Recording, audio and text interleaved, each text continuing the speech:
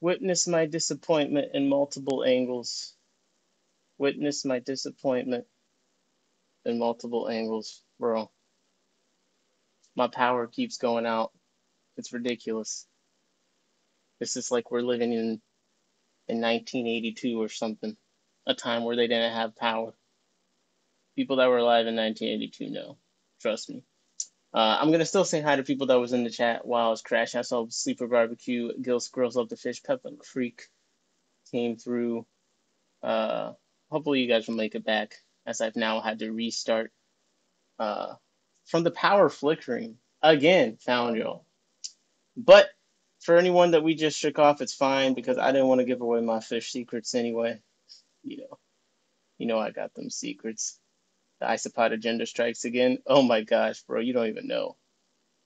I have some things to say about the isopod agenda. I have some thoughts. I do.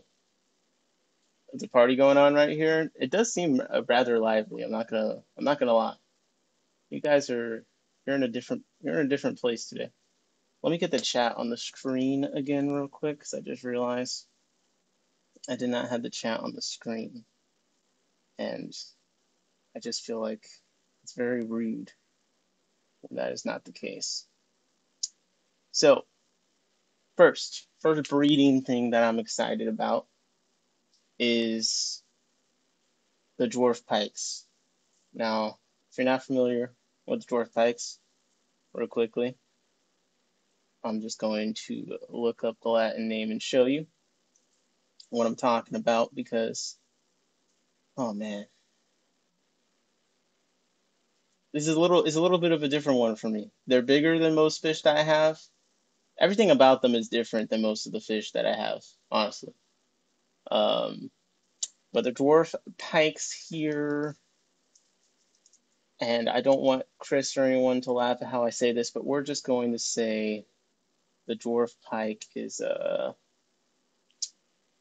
Crinichitula Regina. God damn it, Regani. You know what? It doesn't matter. It doesn't matter. I'm going to make the thing bigger so you could actually see it, but I have to show you this because the other one's in a cave, so I don't really want to shine a light all crazy in there. But Sean Jesse's partly my husband. He's partially my husband now. That's so funny. Okay, so this is the pike cichlid we're working with here. Okay, so pretty cool. Stays a little smaller. Female's got the black spot in the dorsal, I believe. Let's check out the Google images. I think mine's like got the Tapajos moniker on it too. So there's a little bit of variety in how they look, but it's a cool little fish. Oh, this is a good one. They're long. That's what I like about them. They're paws. They're long. It's just you'll see when I go over there, but it's just a cool fish. Okay, we got glassers. It's just like official. Nick, how are the fish and the shrimp? Oh, I also got fish and shrimp from Brandon. I should talk about that, guys. They sent me some pretty nice stuff. Some pretty nice stuff. Chris said, Jesse, amazing video with Jose. Yeah, if anyone didn't see, Jose went and visited Jesse, did a pretty cool video. You should someone throw the link to that in the chat. You check it out. You ordered 20 pounds of frozen food. Sheesh, man. I can already tell I'm gonna have a hard time keeping up with the chat tonight. This is ridiculous. You guys are going crazy. Okay. Well, anyways, besides the point. This is the dwarf pike, okay? And I am excited to report that the mom got the eggs through the egg stage, and they're now in the wiggler stage. Okay, so I had a spawn before, and they didn't make it all the way through. Now there's a wiggler, looked like 50 to 80. We'll see how many make it to the free swimming stage. But I'm pretty hyped. I think it was the snails the first time around that kind of ruined my dreams of reading a dwarf pike. But we're back now, and I think that there's actually a chance that I end up with a decent amount of fry from them. Nick slacking releasing this video. I'm not slacking, bro. I'm being thorough. Okay. I actually want to come back. I want to come back and film some more stuff. My video view is going to be very exactly how I want it to be. That's what it is. I just want it to be I have this specific thing in my head of how I want it, and I'm going to keep working on it until it's there. And you're just going to be learning firsthand why I only release a video like once every year. So, hey, welcome. And we have the chat on the screen again. Nick, those are some cool little pikes. Yes, once I get the camera working, we'll go over there.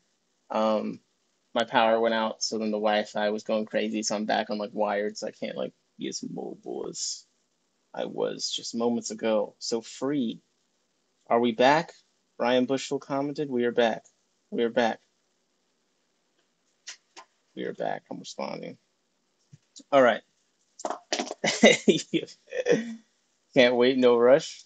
I only feel a little bit rushed. Only a little bit rushed. Brighton, you know the one thing about Brighton that's so funny? Brian is he's so impatient, dog. He is so impatient. Like he'll message me a question and like if I don't respond fast enough, like when I finally do go to my Discord or wherever else, I will have like another. It'll just be like question mark. You ever have someone that just like loves messaging you question marks, and every time you see the question marks, you just want to go, "How dare you? How dare you question me?"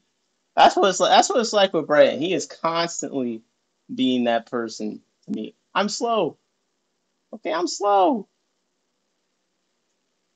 Just give me a break. Give me a break. Give me a break, man. Uh, he's very impatient. So I got two things from Brian. One of them is actually on the new rack that I built.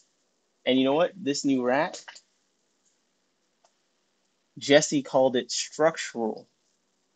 And when I was like, "What do you mean?" He said, "It looks like it won't fall apart." And I was like, "You know what? I'll take that." But right here in this 5 gallon, we have nice joinery. I'm trying. I've gotten better. The first attempt of this, I couldn't even use. This one's actually usable, so I consider that to be an upgrade. I was working on it like for hours, and Brandon's impatient. Me, I'm impatient with myself. I was sitting there. I was getting in a bad mood. I was like, "This is the worst thing that's ever been created by anyone on this fucking planet. This is horrendous." And I was like putting in the last screw and about to just like think to myself, like, man, do I just take a hammer to this thing? And then my dad walked in. He's like, "You built this? Wow, it looks great. It's so cool. It's way better than the first things I was building." But and he was just being very nice. And I was like, okay, okay, okay, we're back. We're back. Let's go. But yes, one of the things I got from Brandon's in here, the bare bottom orange. Uh, the bare bottom orange shrimp. They're in here. And again, right now this computer is tied to a location until I get the camera set up. Which I guess I can do now because I'm going to start talking about club stuff anyway. But they're in here. They look very cool. Got them with some isopods. Got them with some baby beta alba margarita. Yeah, those ones. I got some babies. I'll take us closer. I'm going to go get the camera and take us closer as we go and look through the fish, through the stuff I've been breeding. I teased with the dwarf pikes, but there's more going on. And I've been accused of hiding fish so much by Aaron that I am hiding fish now. So I have to be careful where I point the camera. But I got secrets. I got secrets. I got secrets. Not from you guys. Not keeping secrets from you guys. Just everyone else. That anyone that could watch this video, including you guys, but it's not secret. Okay, let me get the camera. Hold up. Hey. Acting too bold. Hey, hey, hey, hey. Breathe fish every day. Yeah. Yeah, yeah. Camera initializing. Cheryl said, "Ooh, Nick, I don't have any. Oh, well, I'm actually like almost to a place where um, I stalked your page and said my full name. I did. I don't remember doing that. I do be stalking, not in a creepy way. I just I do my research. You guys know. You know what's so funny? So at the fish club meeting, and let me pull up some pictures of the meeting actually, because I want you guys to see what I've been up to in kind of the IRL, the in real life. For those who don't know what that means, I know it's hard with the acronyms or the initialisms, the ones you can't pronounce. But the IRL stuff that I've been up to, I'm trying to do this fish club thing. I have a lot of ideas. You guys have heard me talk about um, some of those ideas on the stream. So it's kind of like, yo, I got to go out there and actually, for every question, it is an hour delay response time. What? No, I'm just behind. Come on, come on. Um, I'm kind of sad about Heiko Blaher, who's a big part of my childhood. I've been reading about that. I obviously I'm very new to the hobby, so I didn't know him myself, but it's been really cool seeing all the stuff people sharing about the things that he contributed. Big Steve, hey yo, what's up, Big Steve? I saw Big Steve at this event. So Big Steve can attest to some of the things I'm gonna go through as I'm gonna set up my camera and we're gonna look at fish, we're gonna do all sorts of things. Um, oops, wasn't ready to do that. But so okay, we're at this club meeting, right? And Steve said, "Huh? Can't hear? Why can't you hear?" For the bro, you need to clean your ears. Anyway, so at this club meeting, and the kind of different thing that this venue has where this club meets is that it's in a brewery. Okay, and it's in a brewery for a couple of reasons. It's in a brewery in Baltimore, and I was trying to take photos while also like talking to everyone there, which was hard, but I did get a nice little, stock photo of of the beer there. But it's in the brewery for a couple of reasons. Well, really one reason. They let us meet there for free. Okay. And then that wasn't me. The previous president did a great job securing that venue. And I actually really love the environment because it's very casual. People can go get a drink. And there was a few people that just were coming to the bar, coming through, and since we're doing the mini swap there, like just happened to be into aquariums, and you just got to see people that have fish tanks that don't go to meetings, in the wilds, and it's kind of interesting because like, bro, I know what I look like at these meetings, so like if a normal looking person comes up and they're like, "Oh, I'm super into fish," I'm like, "Wow, okay."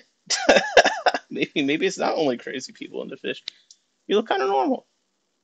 Back on uh, the Hiko Blair thing, a couple fish said he was one of the golden age fish exporters. Chris said people either loved him or hated him with a passion. Love a good polarizing figure. Love him. Is Nick old enough to be at a brewery? I am, actually. I am. He collected about 80% of the rainbow fish that are now in the hobby. Really? I thought only Gary Lang was legally allowed to speak about or collect rainbow fish. This is blowing my head cannon. But yeah, this meeting is in a brewery, and we're doing trivia night, and we're doing plants as the prizes. I had that photo up, but also we do mini swaps, so everyone comes and brings the stuff they have. So I tried to get some photos of just stuff people were bringing, so I could show you guys.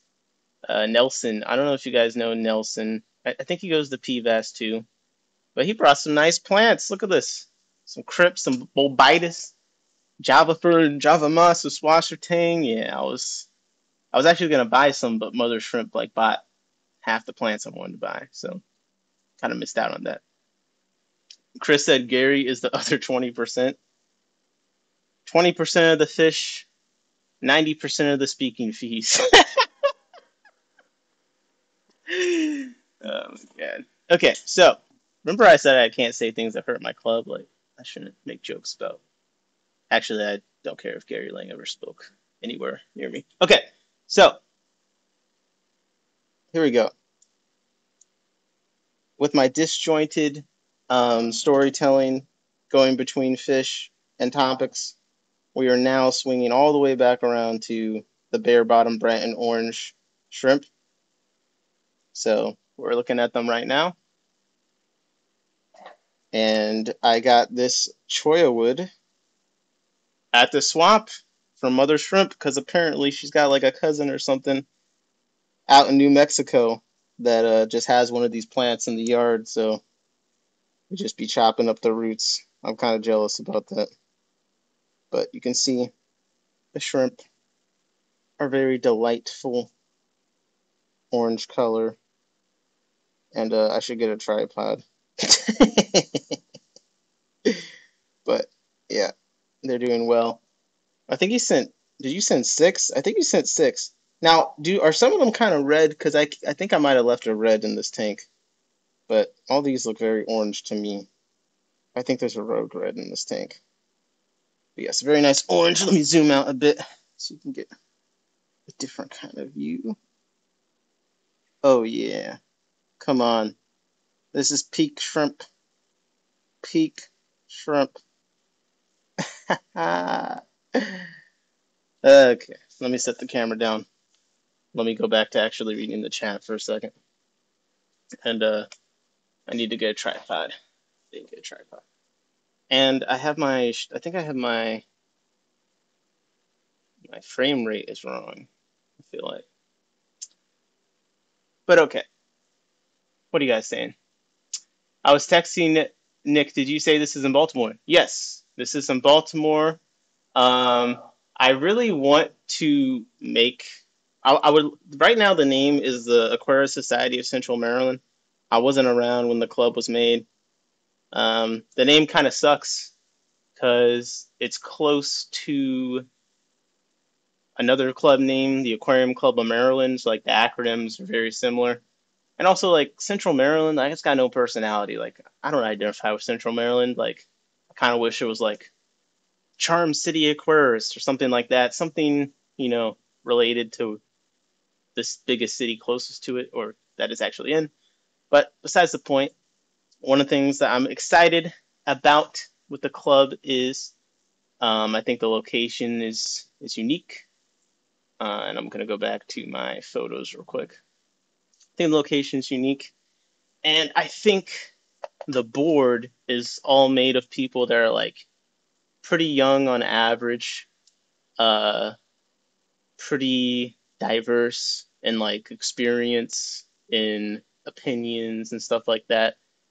And I just think that some of the stuff I've been talking about with the clubs, and I'm just going to keep photos up there from the meeting, is talking about wanting to bring in more of the people out there I know that keep fish tanks but don't go to fish club meetings. And I think one thing about that is just making the meetings more fun. So I think doing stuff like trivia, people really like that. And I'll talk about that more because, Chad had to show up. He had to show up and just make me get second place. But I almost beat him.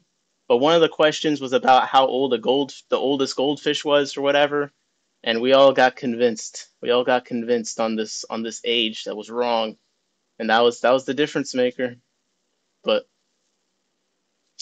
Steve said I got my toothpick fish today. Congrats. Very exciting.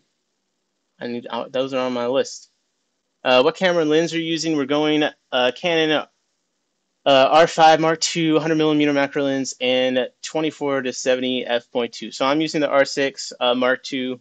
R5 Mark II would be like my dream camera if I could afford it, and I'm using the 100mm macro lens, the RF 2.8. Those are two. You just listed some 2 great lenses that should be able to do most of the fish stuff you want to do because you got the macro lens for the up close stuff, and things like that. And I just realized I didn't transition, so you've been looking at whatever my camera's pointed at out of focus this whole time. But then you got the wide, the 24 millimeter, the wide angle stuff. Maybe there would be a world where if you had super narrow rows you're going through with the camera, you might want something wider.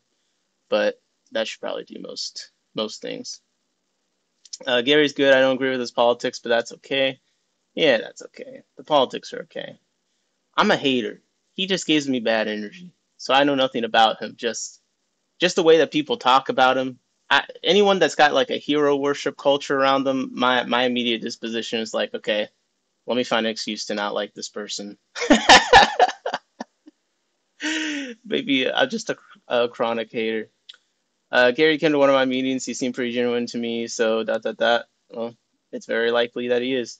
Father Fish is one of those people like where you hear very polarizing opinions on, like the other people that say they hate him because of his personal life. Then you have people that say, well, he has these things, but I love him because he's like this grandfather type.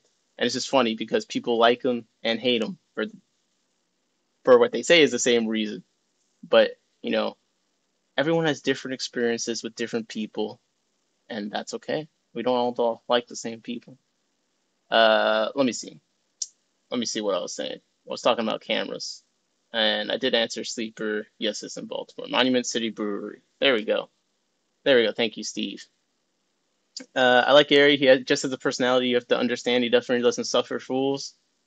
Yep. That sounds promising. Rushing the pack of order. Oh, Futu, what you shipping?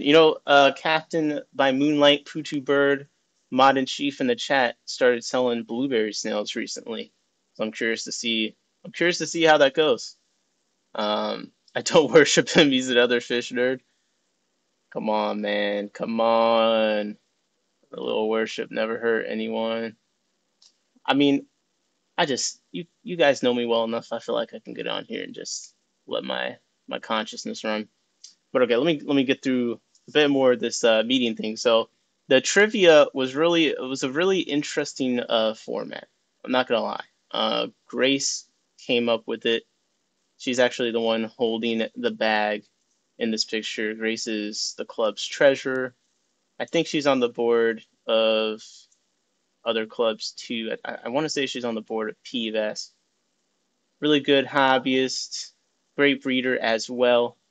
Breeds a lot of angelfish. Well, breeds all sorts of things, but she always brings like angelfish and like electro blue acaras. Um, what else does she bring to the meetings? I don't know. Every time she has like hundreds of stuff. I breed things where I'm like, oh, I have like 5 of this and like 2 of these and technically 3 of these, but one is like, got crossed-eyed. So cameras and father fish in the same stream. I'm the most multifaceted fish streamer on the planet. We can talk about anything. Joking. Most multifaceted, or at least able to shut up.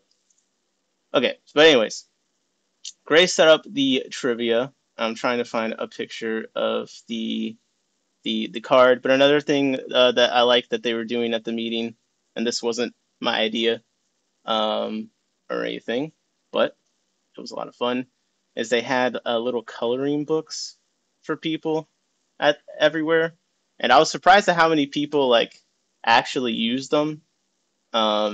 And just throughout the meeting, we're doing the trivia and things like that, and like we had the coloring books, and they had like Pleco Care and the crowns, and which brought up another thing. How do you guys say crown or crayon?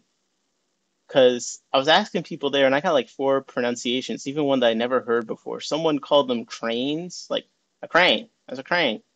I was like, okay, I thought I was, pushing it by saying crown to begin with, but crane is insane to me. I didn't know where that came from, but yeah, people were coloring. The atmosphere was good. There was one thing that was kind of curious.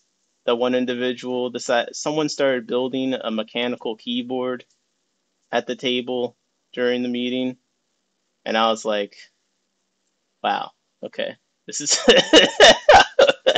it, we're building an environment where anything could happen. You could color, you could do trivia, you could sell fish, and bring a project. Yeah, build a keyboard, a custom keyboard right here. Why not? Um, oh yeah, here's a picture. So I've never done it, but he was like lubricating the switches and stuff like that. I took a few pictures. Chris said, Nick, you missed my question.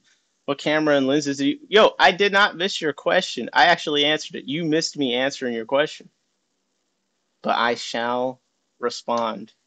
I shall respond again.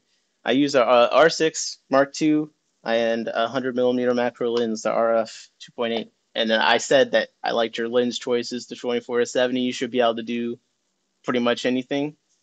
Just if you're in somewhere with like very narrow rows, maybe you'd want something wider. But yeah, my next lens would probably be a 24 to 70 or like a 15 to 30 something or whatever the hell that range is. But the 100 millimeter macro like lives on my camera. That's what I use almost 100% for all my videos. Jody says I'm getting some of the blueberries. Okay, let's go. And Jody said I sent out a box of loaches and guppies. Congratulations. Wait, you're sending Jesse loaches? Oh, that's cool. That is cool. Okay. My internet stopped again. I'm having internet issues. I didn't hear the camera gear. It's okay. I can't be talking about internet issues of other people. I'm in on replay. Okay. Okay. So, anyways, yeah. So good environment. The keyboard building. We had trivia prizes from the Florida nursery. Donated some to the club. Very nice. Very nice. And basically, how it worked is the winning team in orders, like first place, one member of each team got to go and pick their plants first. And then second place, one member got to go and pick the plants. So, if you did terrible in trivia, maybe you end up with like the half rotted duckweed bag or what. No, all the plants were nice, but in theory, it is probably very desirable to not be in last in the situation. So, I'm sick of hurricanes. Northwest Iowa doesn't get tornadoes very often, thank God. Yeah, I can't take the power outages, bro. It's killing me. But the trivia was fun. It was 6 rounds, and each round there was 3 questions, and then you could bet how many points you got for each question. You had 3 to choose from. You could use it once. So like if you're confident in question 1 you're gonna get right, you could bet 5 points, and then question 2, if you weren't so sure, 1 point, etc. And pretty good variety of themes. The difficulty definitely increased towards the end. There was a Latin name matching part that it was teams of up to 5 people, and I think we had 5 teams. There's a lot of teams actually. It was a decent turnout. I didn't get like a good room picture, but and this is Grace doing trivia, and you can see in the corner that's John. If you've seen him in Discord, well, maybe he doesn't want me to say his name. I don't know, but that some of you might know him. I think I did better than his team. That's all I care about. But yes, the treasurer got the trivia. We had halftime questions, and that's what you're seeing here. So on one side was the Latin names, and you had to match the common names to them. So we had like pea puffers, black ghost knifefish. I think it was rummy nose, rasbora was one. And plecos, that kind of thing. It was a lot of fun because that was when the team aspect really came in, where if you didn't know the Latin name, like I didn't know the Latin name necessarily for the loach that was on there, but I knew that botilla was like loach, so we could get that through, and it was a lot of fun. Hey, let's go, Mexicali Fishkeeper said El Presidente Nick. Yes, I think I just added the Presidente part, my own sauce on it. But yes, that was my first meeting as president. We actually were kicked out of our usual spot. So it was kind of like we kind of had to like adjust a little bit and reconfigure things. So I didn't quite get to do like a whole like, hey, here's all the different board members, because there just really wasn't time to do that. But it did seem like a pretty successful first meeting. Like the attendance was good. I had a good time, and there's a lot of stuff at the swap. Really, I was surprised. Well, I wasn't that surprised, but like, way to assume Jorge was Mexican, Nick. But that's not what I assumed. Stop trying to pit me and Jorge against each other more than we already are. I'm trying to just introduce the board to you guys because well, I feel like that's what I was trying to do. Okay, so in this picture on the left, that is Raquel, and she is our media, our public relations, our communications extraordinaire. Always has a lot of good ideas. I think the coloring stuff was her idea. She does a lot of work with the meetings, just thinking of things to keep things fun. And like when I got there, she knows that I like to talk to people a lot, and I'm trying to like people ask me questions and things like that, and like a little bit more that like she should have like. She's just like so helpful. Like I'm trying to set up my stuff, and she's like, "Here, let me set this up so you could like talk to that person." And I was just like, "Thank you," but like also I need to get my shit together. But that's one of the reasons why like I was excited about the club is really just everyone on the board is extremely competent and energetic, and I'm just trying to like do my part to basically facilitate them to be able to do a good job. So one of the main things that we're working on right now is incorporating officially so we can um, collect money, have a bank account. So the club had been around for 2 years, but they hadn't actually incorporated yet. So one of the first things that I kind of did when I became president was just start trying to speed up that process. So we got all of our paperwork submitted. And yes, Jorge did have a great stream. I don't know if I said that already, but Jorge did have a great stream. And really, like this is why I became president of this club. All right, and Jorge said I really like that the board is composed of younger hobbyists. Exactly. Like I'm sure you guys can believe me that I didn't actually want to be president because I enjoy getting on stream and complaining all the time. It's like that's like the real hobby for me, right? Practically. But I was going to this club and it was a lot of fun, but there was a bit of a morale issue. All right, there's a bit of a morale issue, and this isn't any kind of secret or anything, but basically, Aquarium Club of Maryland and Aquarius Society of Central Maryland (ACSM). Okay, Aquarium Club of Maryland started by Mandy, ACSM started by William. William and Mandy and some other people at some point, and I wasn't there, so take everything with a grain of salt. But at some point, they were starting a club all together. But then there's like an argument, there's a split, and they go off into different places. Aquarium Club of Maryland, they put me on trial.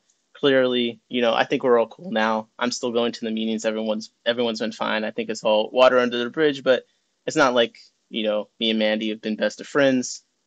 So you might think, oh, someone that got in a fight with Mandy, like, is Nick cool with them? William's cool.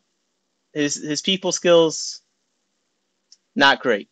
So there was just a bit of a situation where I could tell board members like they were having frustration with just things were not clicking, between the president, between all the people. They weren't incorporated yet. Felt like conversations were going in circles and stuff like that. So because of what Jorge said, exactly like the board is composed of younger hobbyists, right? I'm a younger hobbyist. I was like, dude, this club has way too much potential. Like I can't just sit here and like watch it kind of continue to have these issues if I could actually get involved and make a difference. So trying to get involved, trying to help be part of the solution and not just complain. And I don't think necessarily my people skills are amazing, but I do think that I've been able to help kind of remove some barriers so people can actually just execute the ideas they already have. Because what we really need is fresh ideas. And some of the board members, like Raquel on the right, you know, I think she's only been keeping fish for a little while. She's pretty new, but she's so like passionate about it, and she got involved into the club like a while ago. Like I don't know how many meetings she had gone to, but like just seemed to be really into it off the bat. And like when you see people that are willing to get involved and excited about something, like you want to encourage that, you want to water that, and it inspires you to get involved too. So really, that was a big part of it. It's just the people. Fish clubs always have drama. That's part of the fun. Yeah, I think that the drama is mostly over for this part. I think really we're all just having a good time now.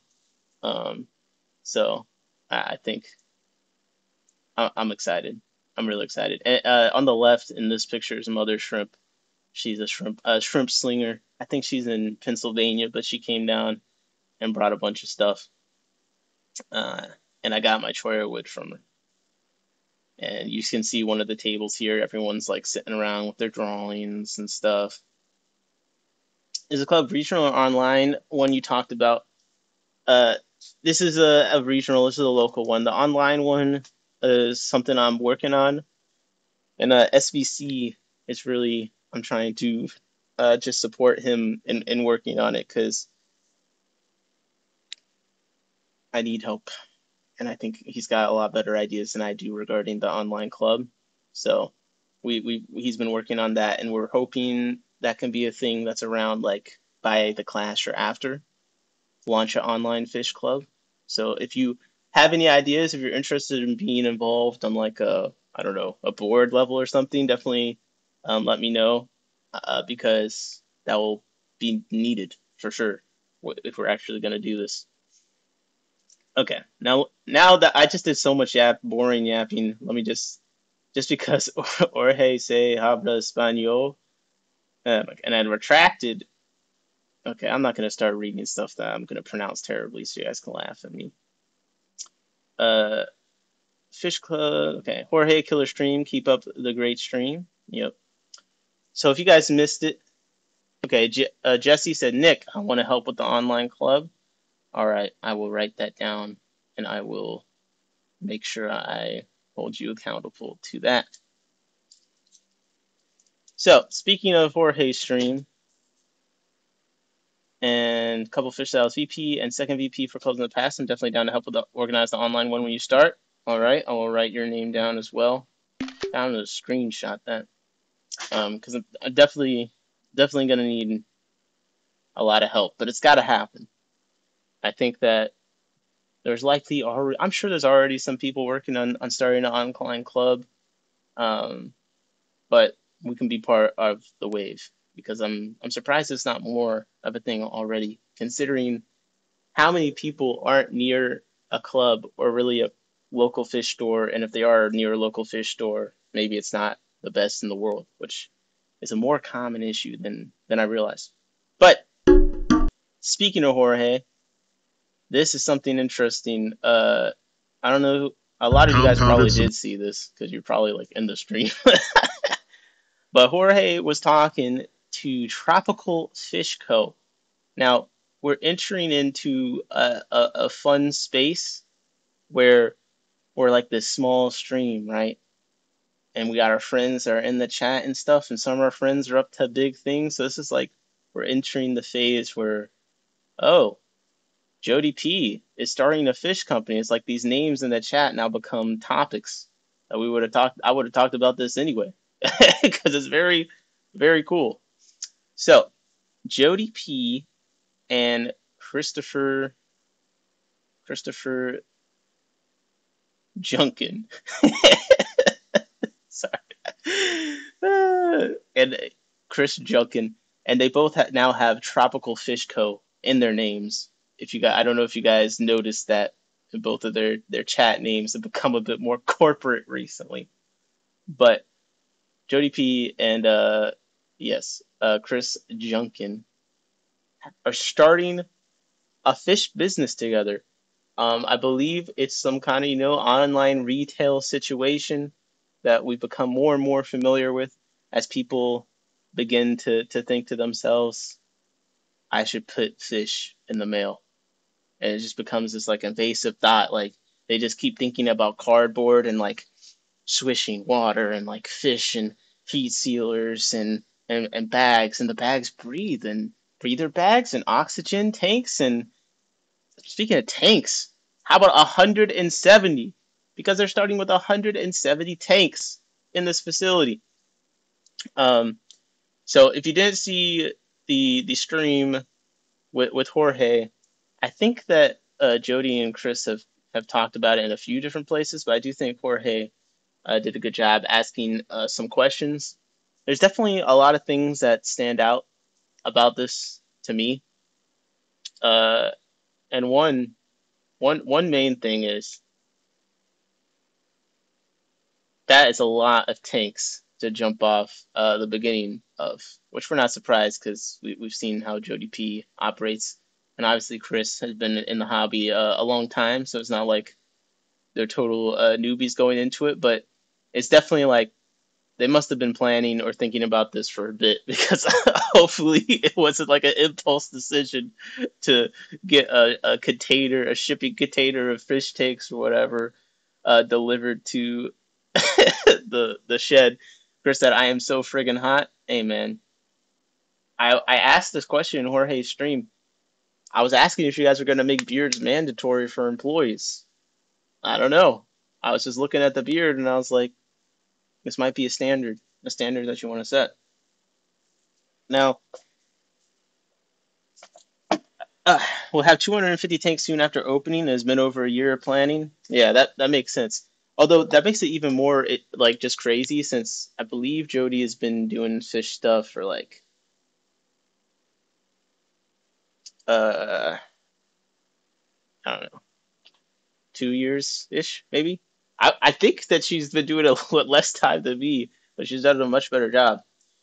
Um, Now, here's a few things interesting for this bare bottom. Brandon said I'm all for that standard. So one is, I think recently I've been talking more about how retail stores are trying to do the online thing in addition to the retail store. But it's been a minute since we've been doing a new online store. Now, everyone list what online fish retailers have you bought from like this year? Just list in the chat. Because when I think of online fish retailers, like okay, obviously for YouTube people, Dan's Fish, but recently I've been trying to think like, am I just in a bubble? Like I feel like Dan's Fish is definitely way more known on like the YouTube hardcore space. You got your Aquahunas, you got your Imperial Tropicals, you got smaller places, Tristan's Fish. I'm trying to think of all the different online retailers. Okay, yeah, Dan's, Tristan's. Hey, you got just one more fish, which Jesse isn't like totally new, but I would say I put him in the category of, an up and coming online retailing store. Like he doesn't have all his fish listed on his website all the time yet. Like he's been building the fish room by himself over like the last year. He's got like I was just there. He's got great setup, 250 tanks. He's got tons of fish, so he's ready to go. Um, Patience next there dropping some point. You'll be able to grow a beard. No, I shave as often as I can remember. Jesse said 250. That's rookie numbers. Yeah, you listen, man. You got the tanks. You got the tanks. Uh okay. Not a partner or manager. Me and Jody are the only equity holders. Well, you guys are the only ones I've seen with Tropical Fish Co. in the name, so that checks out legally to me. That definitely checks out legally to me. So where, Jody, did you do the walkthrough of the facility on your YouTube? Because I was gonna play that. Let me find that. I'll play that while I. Okay, there it is. So they've been building this facility, and much straighter construction than I'm capable of. And if you took a level to a lot of my stands, I don't know if everyone would like. There'd be like, the Reddit posts where like, oh no, my tank is like 2 inches. My 2 gallon tank is 2 inches on level. Like this is gonna flood my house. I'm just like, man, don't take a level to my my stands. You have a panic attack every day. But okay, I'm gonna play the video that I'm walking through as we kind of go around. But essentially, they got like a giant shed situation where they started constructing all of these stands for these 170 soon after to be 250 tank situation. And the reason I was asking people about the online retailer thing is because every time someone new enters into a space, you kind of think, okay, what can I compare them to that already exists? Like, how do I understand where they're at, right? And I think for me, for more reasons than the obvious, with Jody and Chris, I immediately think more of a Dan's Fish type of situation. Why? Because well, on Jorge's stream, they talked.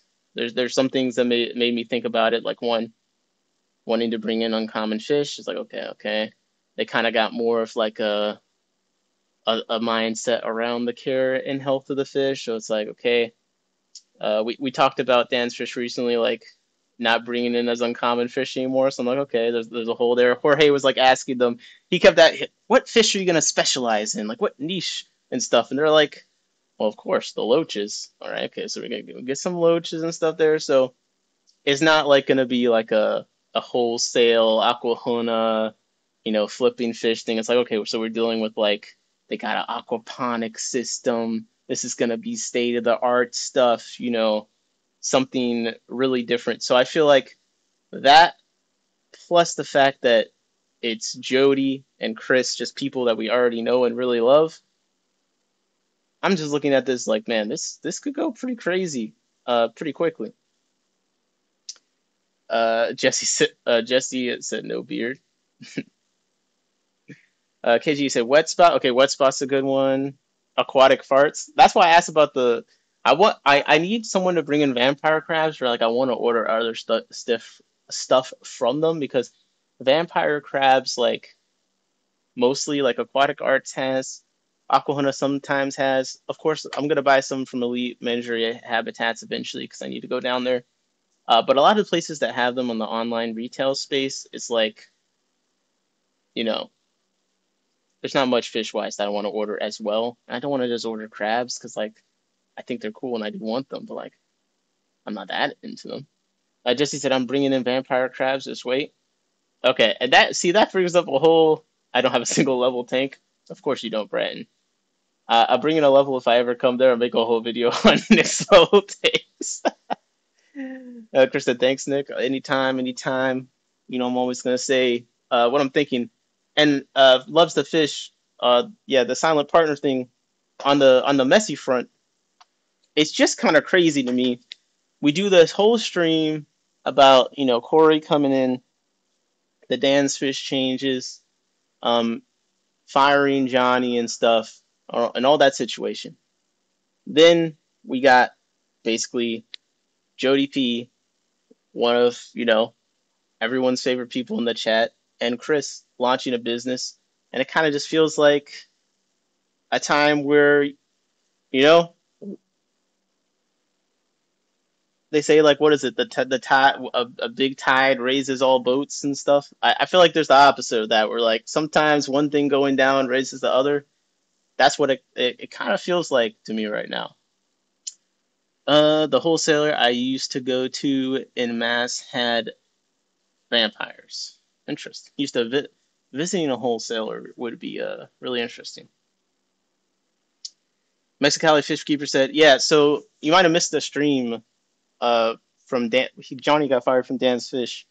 We kind of deduced this through the Wayback Machine and some Facebook job listings and The fact that after they reached a fundraising goal for sending Johnny to the Clash, like he was never heard from again. And then there's some like Discord things somewhere going on where he basically confirmed he was fired the day after that stream or whatever.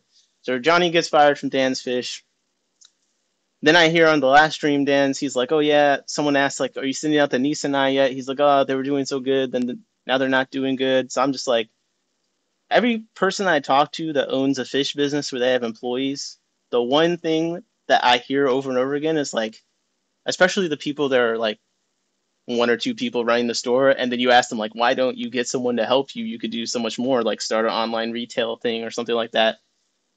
They talk about how hard it is to find good employees, and then how hard it is to keep them within the fish industry. So I don't know Johnny or anything about him, but if you watch Dan's Fish's streams, he mentioned the dude constantly, over and over and over, to the point where I feel like it's near suicidal to fire someone like that out of nowhere with no replacement lined up immediately. So that already is kind of like things already shaking up. Then you got some more retail stuff going on. It's just interesting. Pay is very low in the fish industry. Yeah, I could believe that. You know, I was talking to someone about selling fish and just how hard it is to sell fish to retail stores. And we're talking to someone who's like newer to selling fish to retail stores, and like just the prices you hear, and like, man, like for Dan's Fish especially, like the one thing I always bring up is like, I've heard from multiple people that when they sold them fish, he like made them pay for the shipping to send the fish to him. It's like, if you're already getting 1/4 the retail price or whatever on the fish you send, bro, the shipping could be like $150, but that could be like half of the money. Like, you're basically he's basically just paid you, and then you're taking like half of that maybe and putting it into the shipping to send to him. So, anyways, that's besides the point. Um, One thing I really want to see is this self-import thing. So when they're talking with Jorge, they mentioned how they wanted to import stuff themselves. And you know, I don't necessarily know the ins and outs of the industry like that, but I assume that just kind of means like, not going through a wholesaler or anything like that, like just directly they're getting the fish sent to them from whatever that source is. And that's really exciting because, especially for something like, if you think about the rice fish or the killifish or rice fish, one of the biggest things, if you talk to the hardcore rice fish people, is like, it's really hard to get that Japanese quality Medaka in, and it's very expensive. So to have someone that actually can come in and bring in fish like that at a hobbyist level is harder to obtain. If they've built that relationship in Japan where they can get some fish sent over to where people can buy them, that's exciting. And then if it's like original imports, like wild caught fish, like I think I was talking to Chris in one stream, like a fresh strain of Galaris, the blue Galaris killifish, like hasn't been around in a very long time. Like things like that would be really cool to see, like some truly unique things coming in. And then of course, I would be excited about that because my thing would be, I want to breed these things. So, you know. uh, Steve said these toothpick fish I got for Dan will likely be the last thing I buy from him for a while. You'll have to have something very specific or rare or delicate for me to justify his prices. Well, see, that's the other thing. And I got to go look at more stuff. I tell people this all the time. If I talk about one person over and over again, I just don't watch that much like fish YouTube stuff. So like, I talk about Aquarium Co-op. That's like one of the 3 channels I watch. I talk about Dan's Fish because that's like one of the 3 channels I watch, right? But when you get to a point where you have like a lot of fish, and then as you get more into the fish, more into breeding fish, you're becoming with more friends with more people that have fish. Then you're friends with people that have businesses revolving around selling fish. So now when I go and I'm like, I want to buy this fish, it's not as simple as me just being like, okay, I'm going to order this fish from this place. Well, now I have like three friends that have businesses that sell that fish. So like I'm not gonna go and buy fish from some other random, person because even if I'm not friends with them, maybe I just watch their channel or something. I'm invested in that person where I want to buy the fish from that person. And that's one of the reasons, one of the many reasons why you can have so many businesses selling the same fish is people want to buy things. They distinguish between people like if they trust them for quality of care, the medicine regiment. Do they send stickers with that box? It could be all sorts of things, but for me, one of the things is just like, well, now I can choose. I have so many people I like that sell fish. I'm gonna do my best to only buy fish from people that I like because I have that option now. I know enough people where I don't have to just throw a dart at a board and pick one of the online retailers. It's like I've been hanging out in the chat with all these people that are now starting businesses or have had businesses. So if I buy something that's African, it better be hard to find because if Jesse finds out that I bought it from some random place and then I end up having problems with it, he's gonna give me hell because he's gonna say, "Hey, bro, I saw that you got those yellow-tailed tetras. I don't know where you got them from, but I had them. You were just at my, you're just at my place." If I go in and buy some orange shrimp, Brent, and they show up all dead, Brent's gonna be like, "Hey, I told you should have gotten them from me." Let's see. Bob Bravo said, "Let's go, Chris and Jody." Yeah, let's go. Couple of fish. I sound so under. Well, yeah, let's go. No, seriously, let's go. A couple of fish. Yeah, my LFS pays people like 12 starting off for something crazy. Yeah, that is insane. Um, I mean, I think it's just underrated the amount of how much knowledge uh goes like to your profits. Having a very well informed and educated employee may seem like a high expense. Say it's that 12 becomes an 18, a 20. But I think places will start realizing that they'll make up a lot more money by having more qualified people working for them. Like, if I was just swimming in the money and had one of these fish businesses, I would just be hiring people that already got something else going on. They already got a career, but I just know they're really good at fish. Whatever amount of money that would take, I'd hire. Uh, I mentioned that you could order because people said fun stickers, a bare bottom brand, and said fucking Garter Devine not sending me the sticker laughing emojis. That's so funny. Cheryl said, I got my stickers. Good, good. I mean, Brandon must have done something wrong. I assume Brandon did something wrong. Killies are not really sold commercially. Those will probably have to be bred or by the hobbyists. Yeah, I mean, I've heard the prices that Killies are even at like wholesale, so I understand why people don't bring them in as much. When you're talking about for some of them, it's like $30 to bring in a pair to start with. Like the prices you have to charge for them are pretty high, and not large numbers. So you just got all these expensive fish in pairs and dealing with losses and all that kind of stuff. Dang, Skippy Chris. Jesse said you better not go anywhere else. Hey, Jesse, you know what? You know what? I've been digging. I've been digging.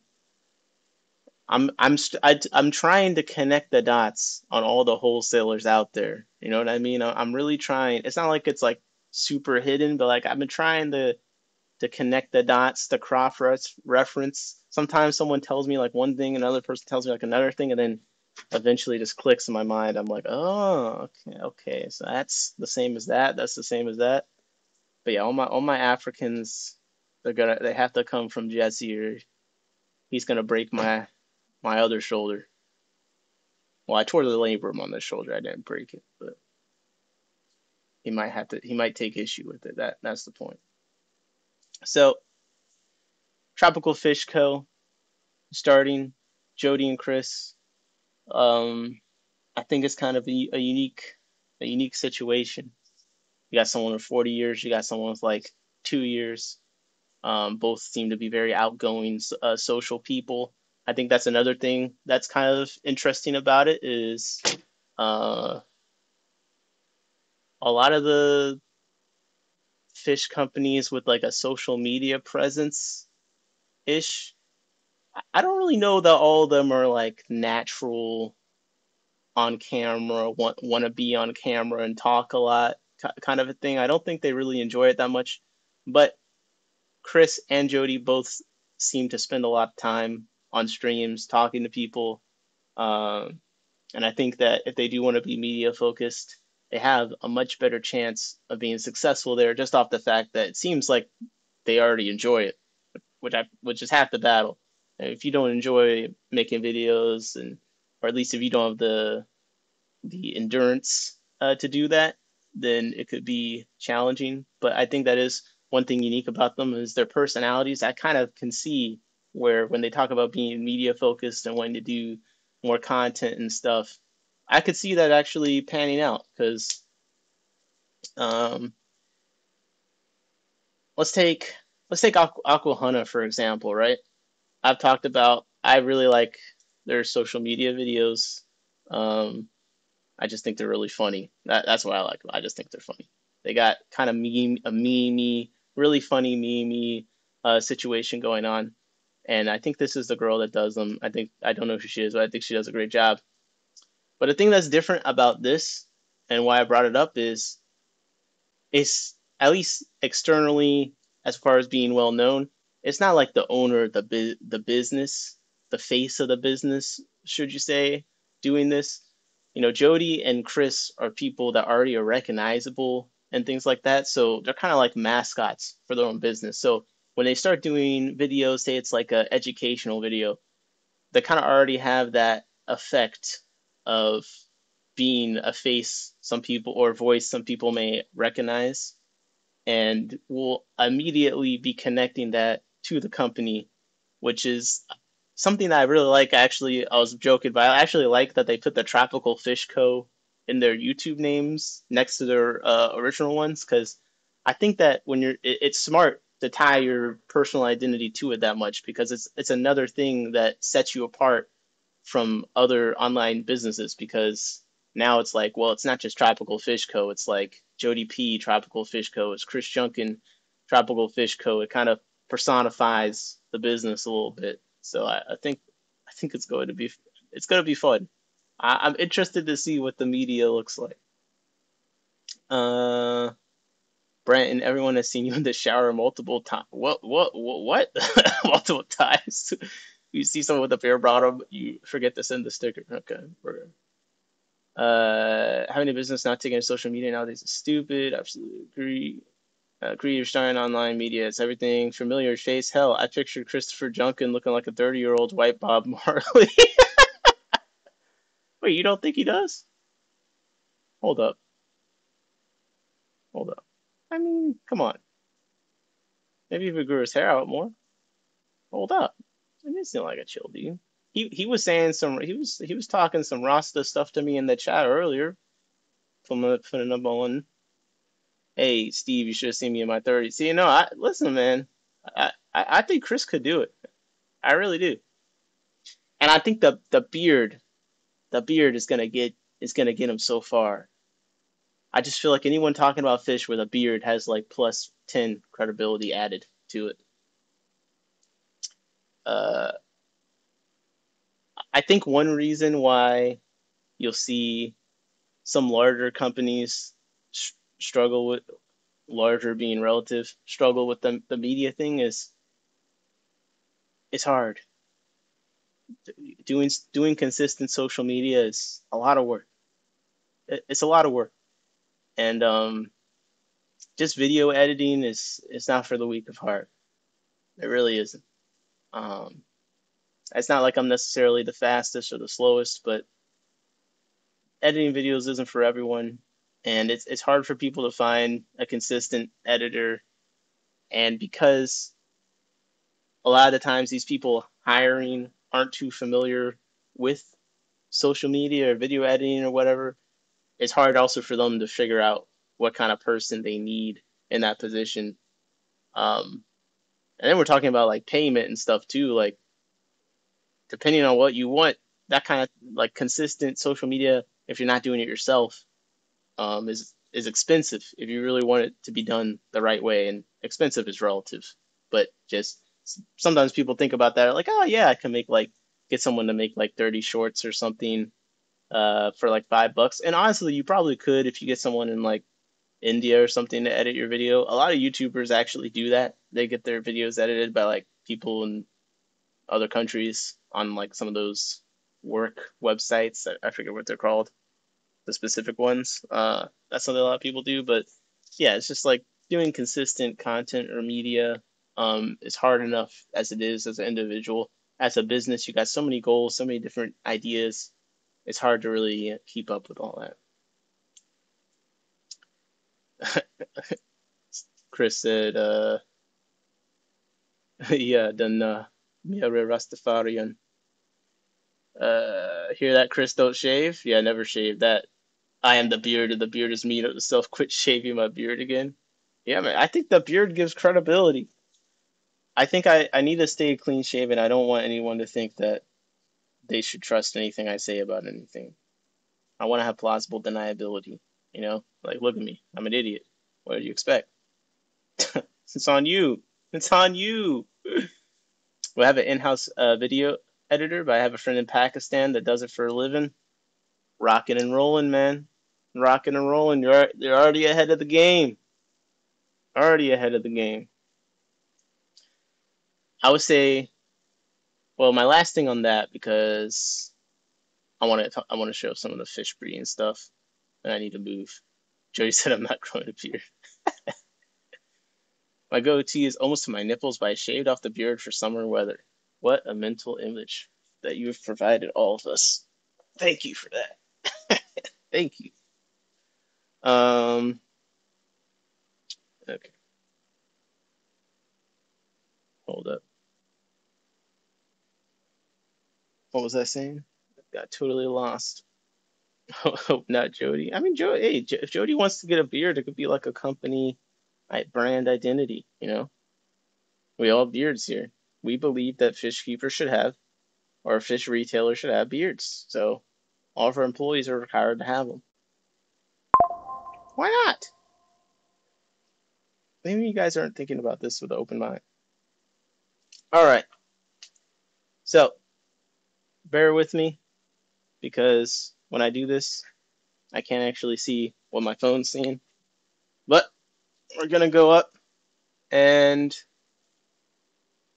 so in this tank is where the pike cichlid is. And I really want to clean up stuff. I haven't wanted to bother them. But in there is the female. And again, just to remind you, I can't see what the phone is seeing right now. But then there's the female. She's on the wigglers. And then all the way over here is the male.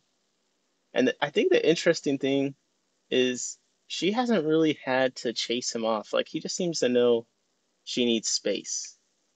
And I find that to be kind of interesting. Because a lot of the other dwarf cichlids, I don't even know if these probably are on the edge of being qualifying as dwarfs. But the males will kind of hang around the cave and stuff like that. But he really chills out there unless I put in food. And I haven't seen her really chase him, but for whatever reason, that's like the spot that he's decided he belongs in. So pretty cool. Hopefully they'll be free swimming. I can show people them better. But yeah, they're in the 28-gallon low boy. And I'm pretty excited about that. Back over here to where I can see what the chat is saying. Let's see if you can see these baby bettas. So this is, I got the wild bettas in here, the strawberry betta, if you will. And the babies are pretty small. They're mouth brooders, so I just put the dad in here to release the fry. And they're so small they can actually use the duckweed like roots to hide in. So those with good fry spotting eyes, you should be seeing a couple of them right now. Those with bad fry spotting eyes are like, where's the fish? you know, but let me help you out. I can see at least one of them on this phone camera, and I will point that out to you with this little dropper right here, right in front of this dropper. That's about the size of a pretty new wild beta fry. There you go.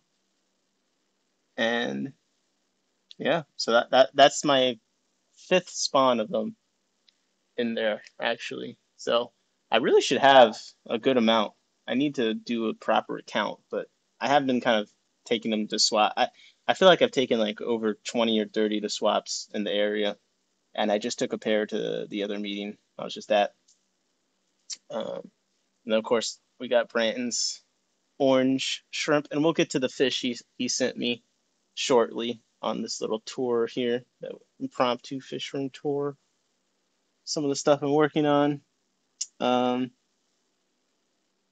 I got some blue gold guppies. What are these? The double sword situations. Guppies I actually like. I actually like these guppies. Hold up. Let me bring the light down so I can actually see blue and the gold.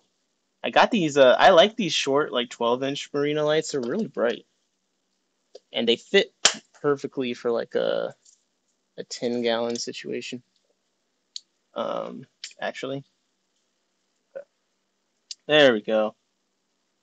Yeah, I like these guys. So I finally set up a proper tank for them where they actually have a chance of having some babies make it, because I'm not even going to say what I had them with before, but let's just say the fry weren't exactly thriving. The people eating the fry, or the fish eating the fry, yes, they were thriving. I love to trip on fish. Don't listen to Christopher Jody. I even recommend you shave armpits and legs. Welcome to the Midwest. What is going on? I will talk to Karen about her shaving to fit in with the customer as well. Jody said I do bake bread though. Okay. I don't know if that makes up for the beard. Yeah, Chris, I'm with you. Jody, if you're not gonna grow a beard, I'm not sure this is gonna work out. Yeah, I don't know, Jody. I don't know about this whole not growing a beard situation. That's not really making sense. Don't really get it. I get what you're talking about. Um, one of the big things of building this rack is I wanted to get some 5 gallons in a place where I could see them better, because they have some of my shrimp that I actually want to be working on. I need to cull these reds. My reds have been recovering. This is one of my red tanks. Um, that's the Omada. It's a native killie. It's a male. Really gold. Look how gold that is. Pretty nice. Of course, I'm trying to breed those. But I actually have some nice red shrimp that I've had for a while now, I guess. The originals I've had for a while now. I'm just trying to keep them in large numbers, keep them going, because the yellows are going absolutely insane. And then, of course, I have some recent BAP pickups. Uh, got some shell dwellers in the house. I got them at the auction. They were going to go way too low, so I bid on them. I already had shell dwellers technically, but it was supposed to be a trio. Well, I put the shells in the tank, and when the shell dwellers, when the shells are in the bag, it's just like, you know, they're deep in the shell. Even when the water comes out, they don't show themselves. Well, I put the shells in the tank. It was like one of those like clown car situations where one comes out, then another, and she's like, "How many are in these damn shells?" So it was supposed to just be a trio of shell dwellers, but who knows how many were actually in there? At least five. At least five. And there was like the Russian doll effect too, because like a big one would come out, and a slightly smaller, and a slightly smaller, and a slightly smaller. So I've been really enjoying them, and I'm starting to see that like situation of them rearranging things, because they're starting to bury the shells. I don't know what's going on with that, but I'm still awake. Damn it! It's after 9 p.m. Jody, Jody, mother effing P, been drinking and past her bedtime. Oh my gosh. Well, this is the most important part of this rack, and why I needed a place where I could reliably store and hatch out eggs and fry. Because I'm starting to get to the point where I have enough fish. Like, I just need a place where, I can put the eggs in a little, container and have a place at eye level. I can look at them, look at the eggs, look at the fry. And I kind of got a lot of stuff going on. And you can see that my Daphnia fry system turns out it's like reverse scalable. Like, I can do it in small containers. So this is a container that had some eggs in it. Looks like one or two are starting to hatch. But I seeded it with Daphnia. So as soon as the fish hatch, there'll be some stuff in there to eat. And this is where the brachytopus have been going. I actually just took a bunch out. On the bottom there, the super dark spots, those are eggs getting ready to hatch. Nick, when he sees shell dwellers going for 5 each, I'll take your entire stock. Yeah, the trio it's not a lot. But I need them for BAP because I need a Rift Lake cichlid.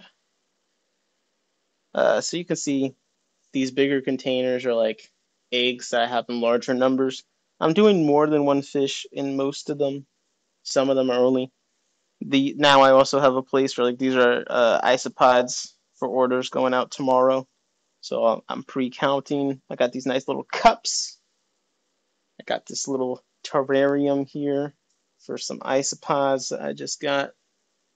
And my phone camera is not going to be able to capture some of the baby fish, but let's see. Let's see if we can see them. There's a bunch in here, but they're small. But the Barbarus fasciatus, I got a bunch of those right now, a bunch of fry those. And in here, I got panda cories and stuff, but you'll never see them because they're so scared.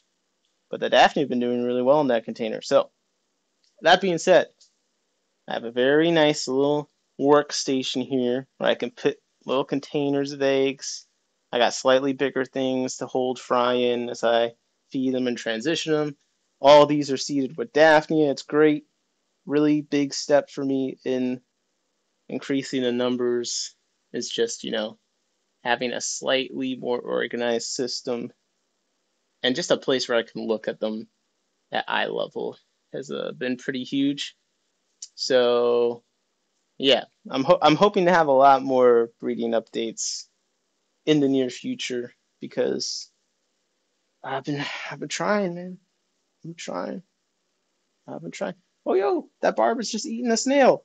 I knew they were eating snails, bro. I freaking knew it. Okay, that's good to know. See, I'd been seeing empty shells, but I never seen the barbs eat the snails, but I just caught one eating the snail. So yeah, I think I have like 30 fry of these barbs right now. And I think that I have a way to get more. I had some killifish in here, so I had the mop. I've now kind of I've switched up this tank, so I haven't shown it on stream in a minute, but I actually really cleaned up this tank to where you can actually see things. You been pounding those fish, Nick? Yes, I have. Looks good, Nick. Thank you. Thank you very much, Jesse. Thank you very much. Um, so yeah, I think I've found a way to regularly collect eggs from the barbs. So I'm hoping to make a bunch of those. But the exciting thing about this tank that's changed is that I have moved the platinum wrestling half beaks that I got at Fish and Friends to this tank. So now they're in a tank where I can properly see them and appreciate them. So those are the slivers at the top. And man, they're a lot more colorful than I thought, honestly. They're very sparkly. Got the red on there, and they're loving the space. I got 7 of them. I haven't really looked too closely to like try and sex them or anything like that, but they're enjoying the space, and I'm having a good time with it. The panda cories, I'm trying to I think I have like a group of like 20 now, because I've just bred up the original ones I've had. Man, I guess the panda cories are like some of the fish I've had the longest, because, yeah, so I think I have like 20 panda cories in here. And now I can really focus on just collecting eggs and breeding them. So I'm trying to make a bunch of pandas. So I got a good group kind of built up. Jody, you should start training yourself to at least stay up for 10:30 till the clash. Nice. My dog's waking me up at 2 a.m. whenever it's a nap person, but I do leave work earlier than I should. Um, let's see. And I got this group of cories I've had for also pretty long that I need to start spawning regularly, just a normal Aeneas. And there's some pretty big ones in there. But I don't know where they are right now, but I got a pair of Benito Chromis in there that I'm trying to brood. That's a mouth breeding West African, I believe. And then what's up, Barbara? What's up, Barbara? Okay. I have a question for you guys. Do you get nightmares easily? Because the next thing I show you could give some people nightmares. But like if you get nightmares easily, I'm warning you now. This isn't going to be pretty. But the black soldier fly culture progress, I just have to show you guys what's going on right out of eyesight, right over here. There's a lot of flies. So here we go. Okay. This is just one of the enclosures. And the reason why everything's kind of haphazard is because I was trying to set it up to be neat, and then I realized there's no way for me to work in there without all the flies escaping. And between us two, some flies did escape, but they didn't live long. But they did escape. So I ended up just kind of tossing stuff in there to be scared of the flies. And let me tell you why. So got a bunch of these flies. And you're supposed to make egg traps, things for them to lay the eggs in. It's supposed to be suspended, and I was working on suspending it when a bunch of flies started escaping, which became a problem. But hopefully, I'm hoping they still use it. But basically, the corrugated cardboard, they'll lay their eggs like in the slits there, right? And then you'll be able to take that out and then go. I can hear Nick screaming from the flies. Yeah, they're staying in the cage. Now, the good thing is in theory, the flies will be here. They'll lay their eggs. They'll die after a few days. Then I can get the larva and all that. Okay? So I'll be able to work in there eventually. I just have to wait for the adults to die. They don't live very long. They only live like a few days and stuff. But I just need the cycle to continue. So I need them to lay these eggs. So I've been increasing the heat, putting a bunch of lights on top, increasing the humidity, trying to get it so that they're wanting to lay some eggs. So here's the thing. Every live food has a different purpose. I'm not going to justify this. I'll just say that brine shrimp suck. They're terrible, okay? Daphnia ammonia, much better in almost every conceivable way. All right? I'm just going to say that. That's my stance. Brine shrimp suck. I hate them. And my new fry system with the Daphnia just infinitely living in the fry, just an infinite food source, is something brine shrimp could never hope to do. All right? But that being said, every live food has a specific purpose, okay? So I am trying to get a black soldier fly larva culture up for a specific purpose, and I won't try and justify it now, but those who know, know. And Chris says soldier fly larva is an amazing food. You already know. I I think that if I can, on a small scale and in a small amount of space, get a nice little chain going where I got flies and I got larvae going, it will be very beneficial to me. And I'll just say, they're not going and teaching farmers in, a little bit more impoverished areas and stuff like that, how to culture these guys for no reason. So they're a big thing right now in a lot of agriculture and aquaculture industries. So it's one of the rare moments where industries making a lot of money have some crossover with the aquarium hobby. So I'm trying to find a way to apply it to my hobby, even though I hate bugs and I don't necessarily like flies. But 186 is not worth the effort. I don't think it's actually not that much effort. I think it's pretty worth the effort. Uh, we didn't even talk about the mealworm culture that's in here. Now that is not worth the effort, but I didn't necessarily do that on purpose. But technically, there's a lot of mealworms in there too that I haven't been able to be feeding out uh, because I can't open it or the flies freak it out. Our betas loving our green water mosquito larva. Yep, mosquito larva is a good food. Uh, I have too many mosquitoes in my area, bro. It's crazy. I can't even go like if to set up a mosquito larva trap. Like, will the mealworms eat the larva? It's possible, but my plan is to remove the eggs um, after the flies are gone. So my plan is to remove the eggs and hatch them in a separate thing. So the larva is not supposed to be hatching in there. Um, because one thing about the black soldier fly larva is they're like uh, apparently a phenomenal composting critter.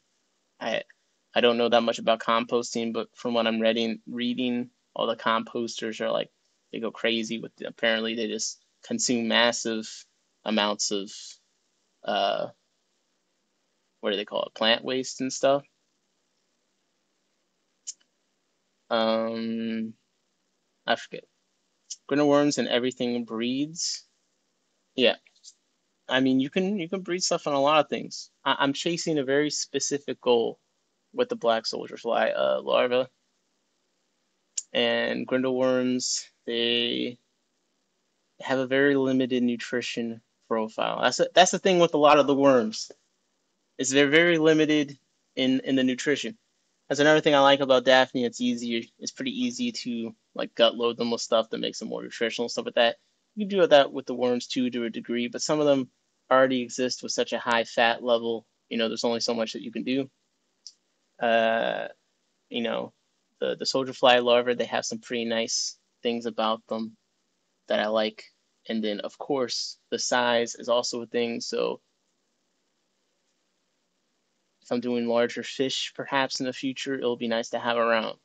Um, and I have grindle worms, I have vinegar eels, and I use those. But every live food has a better purpose or a better fish.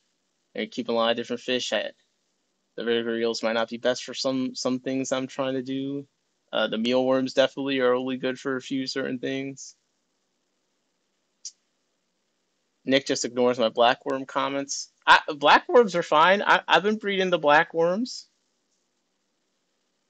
Uh, so here's the thing. For instance, flake foods, worthless. I'm not gonna use flake foods. They're worthless. I like breeding fish. Okay, that's what I enjoy about the hobby. And everything I've read, the fish, not just talking about the breeding, like fertility rates and all that stuff. Flake food sucks. Okay, so if we want to get super nerdy about it, I'm not just like it's theory crafting a little bit here, but like some live foods, bro, their nutrition doesn't do everything that I need it to do, right? Or the size is the problem, or the way that it moves is the problem, or the fish doesn't like how it tastes. So if you have like a couple of fish, yeah, maybe you can just have one or two live foods, but in my opinion, there's a lot of ways to customize what you're feeding to each fish. And all the fish come from different regions. Some of them have very specific niches. Some of them shouldn't be in a 60% fat worm or whatever all the time. So it's helpful to just have kind of cultures that are low effort going of a few different things. So you just have some options. Variety is king, as they say. Chris says black soldier fly are superior because they combine high nutrition, safety, ease of culturing, and sustainability compared to traditional live foods like brine shrimp, limited nutrition, blood worms. Bloodworms, disease risk, or feeder fish, expensive and risky. I know blackworms are safe once you get rid of hitchhikers. Yeah, I need to figure out how to clean my blackworms to get more. Blackworms are definitely one of the better ones as far as not being as likely to transfer problematic things. What Chris said is true. So I mentioned the composting thing. So one of the reasons why the black soldier flies are exciting in composting is they actually remove, and I'm trying to do this from memory, but there was some kind of like toxin or in the food waste that they actually just successfully could digest and remove. So one of the reasons why they're good food is they don't have a lot of disease risk. They just eat shit, digest it. They're not passing a lot of stuff on. So it's a safe food to culture. Obviously, you don't feed them like total trash, but it's just like they're less likely than even some of the worms and stuff to become a problem as far as problematic bacteria and things like that.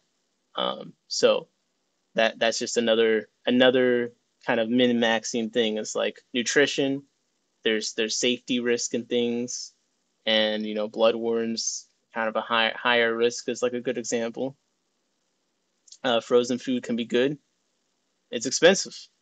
When I get this soldier fly, well, first of all, I got the mealworm thing. I got the soldier fly. I got the grindle worm. I'm coming up on a day, on a time where I'll be able to culture all my live foods from just stuff I got going on in the fish room, right? So it's not like I'm chasing a total net negative, whatever. But one of the things about the black soldier fly larva that would be nice is the live cultures. They can eat large amounts of stuff, but it's not something. Some composters they can't handle certain things. They can't eat it fast enough, so you'll start to get problematic bacteria building up in your compost, or in my case, my worm terrarium or whatever. So it kind of has that advantage there. I'll just be able to throw stuff at it. I always miss some leeches. You want to try to clean them. I put them in the tank. I always get leeches. It's probably just the source. Eastern Aquatics 186 me also in Bug Pro.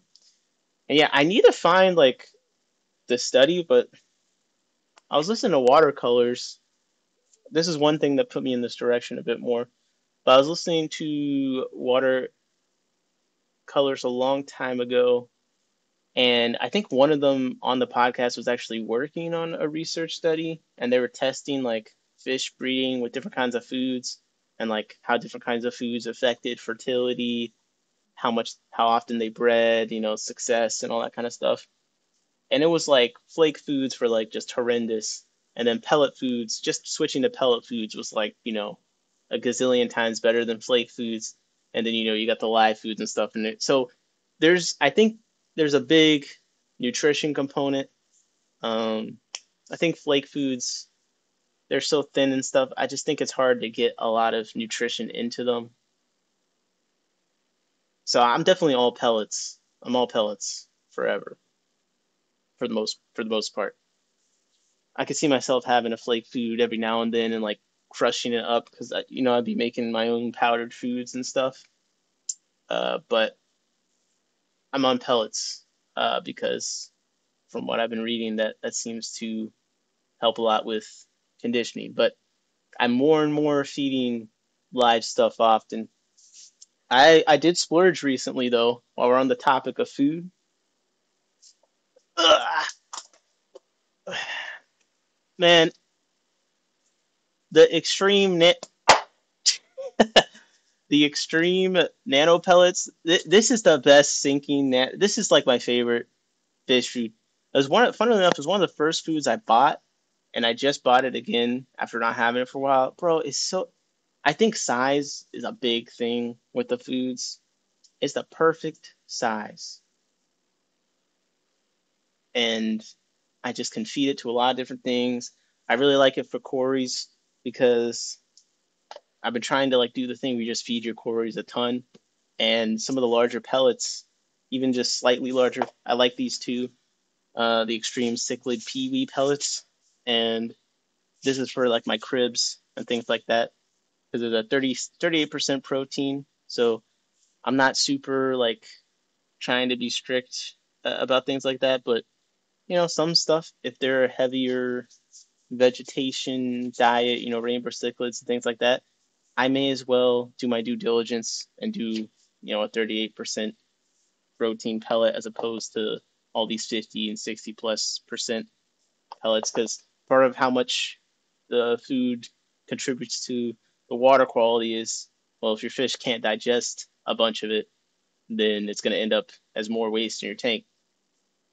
And some of the fish, if they're eating, more meat or more plant matter or whatever, you got to look into their intestine length or whatever, because it's like how long they digest it, how much their capacity they have to like take a while to digest something.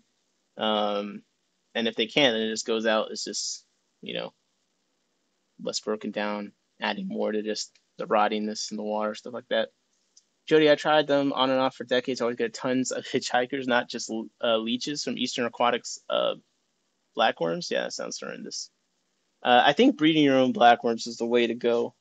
Um, you guys got to talk to Brant. He's breeding a lot of them.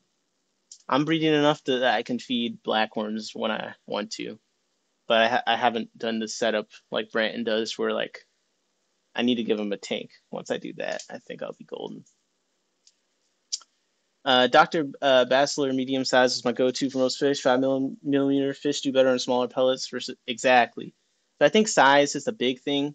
I think that's the main thing Aquatic Provisions has going for it, is it has the one pellet that is in like every size imaginable, so you can really figure out what the perfect size is. I think, yeah, this extreme nano pellet is just amazing for so many fish, and then you can feed them more because they can eat the pellet easier, and less of it is gonna end up, laying covered in biofilm later. And then these I use kind of like for slightly larger cichlids, but definitely going to stick to like that size and smaller for pellets. Bug buffet is still my overall favorite food. Bug buffet is really nice. It's that crumbleability. Jody sent me some, and I actually still have some I've been saving for a rainy day. And that crumbleability is nice. You can really get it to the size you need it to be. I do believe in smaller pellets is better for feeding. Yeah, smaller pellets is better. I make a lot of powdered foods and stuff, but I think the powdered foods are way more limited in the kind of tanks you probably can use them effectively in. And I wish that this pellet floated a little longer, but like I keep so many fish on the ground as well that it usually isn't a problem for me. But the reason why I really like it for quarries is they can just hoover it up immediately like a vacuum. So I'll literally dump so much of this in there, and it's just gone. It's beautiful. It's a beautiful thing. I have a lot of sand sifters, so that's another reason the powder works for me, because if it's a crib, what's a fish that sifts sand through their gills and gets the food out of it. I got a lot of cribs and anachromis, all that kind of stuff. So a lot of sand sifting fish. So I can get away with the powdered foods in a lot of tanks with the bigger fish that are going to go through and eat it off everything. But Brant and I need to start a culture of those blackworms when I get to Iowa. Yeah, I think culturing the blackworms is the way to go. There are people that say they buy like blackworms every 5 times a week or something. Like, people are crazy. Buy some frozen food at least or something. I just feel like if I'm gonna buy something alive that many times, I may as well just grow it myself.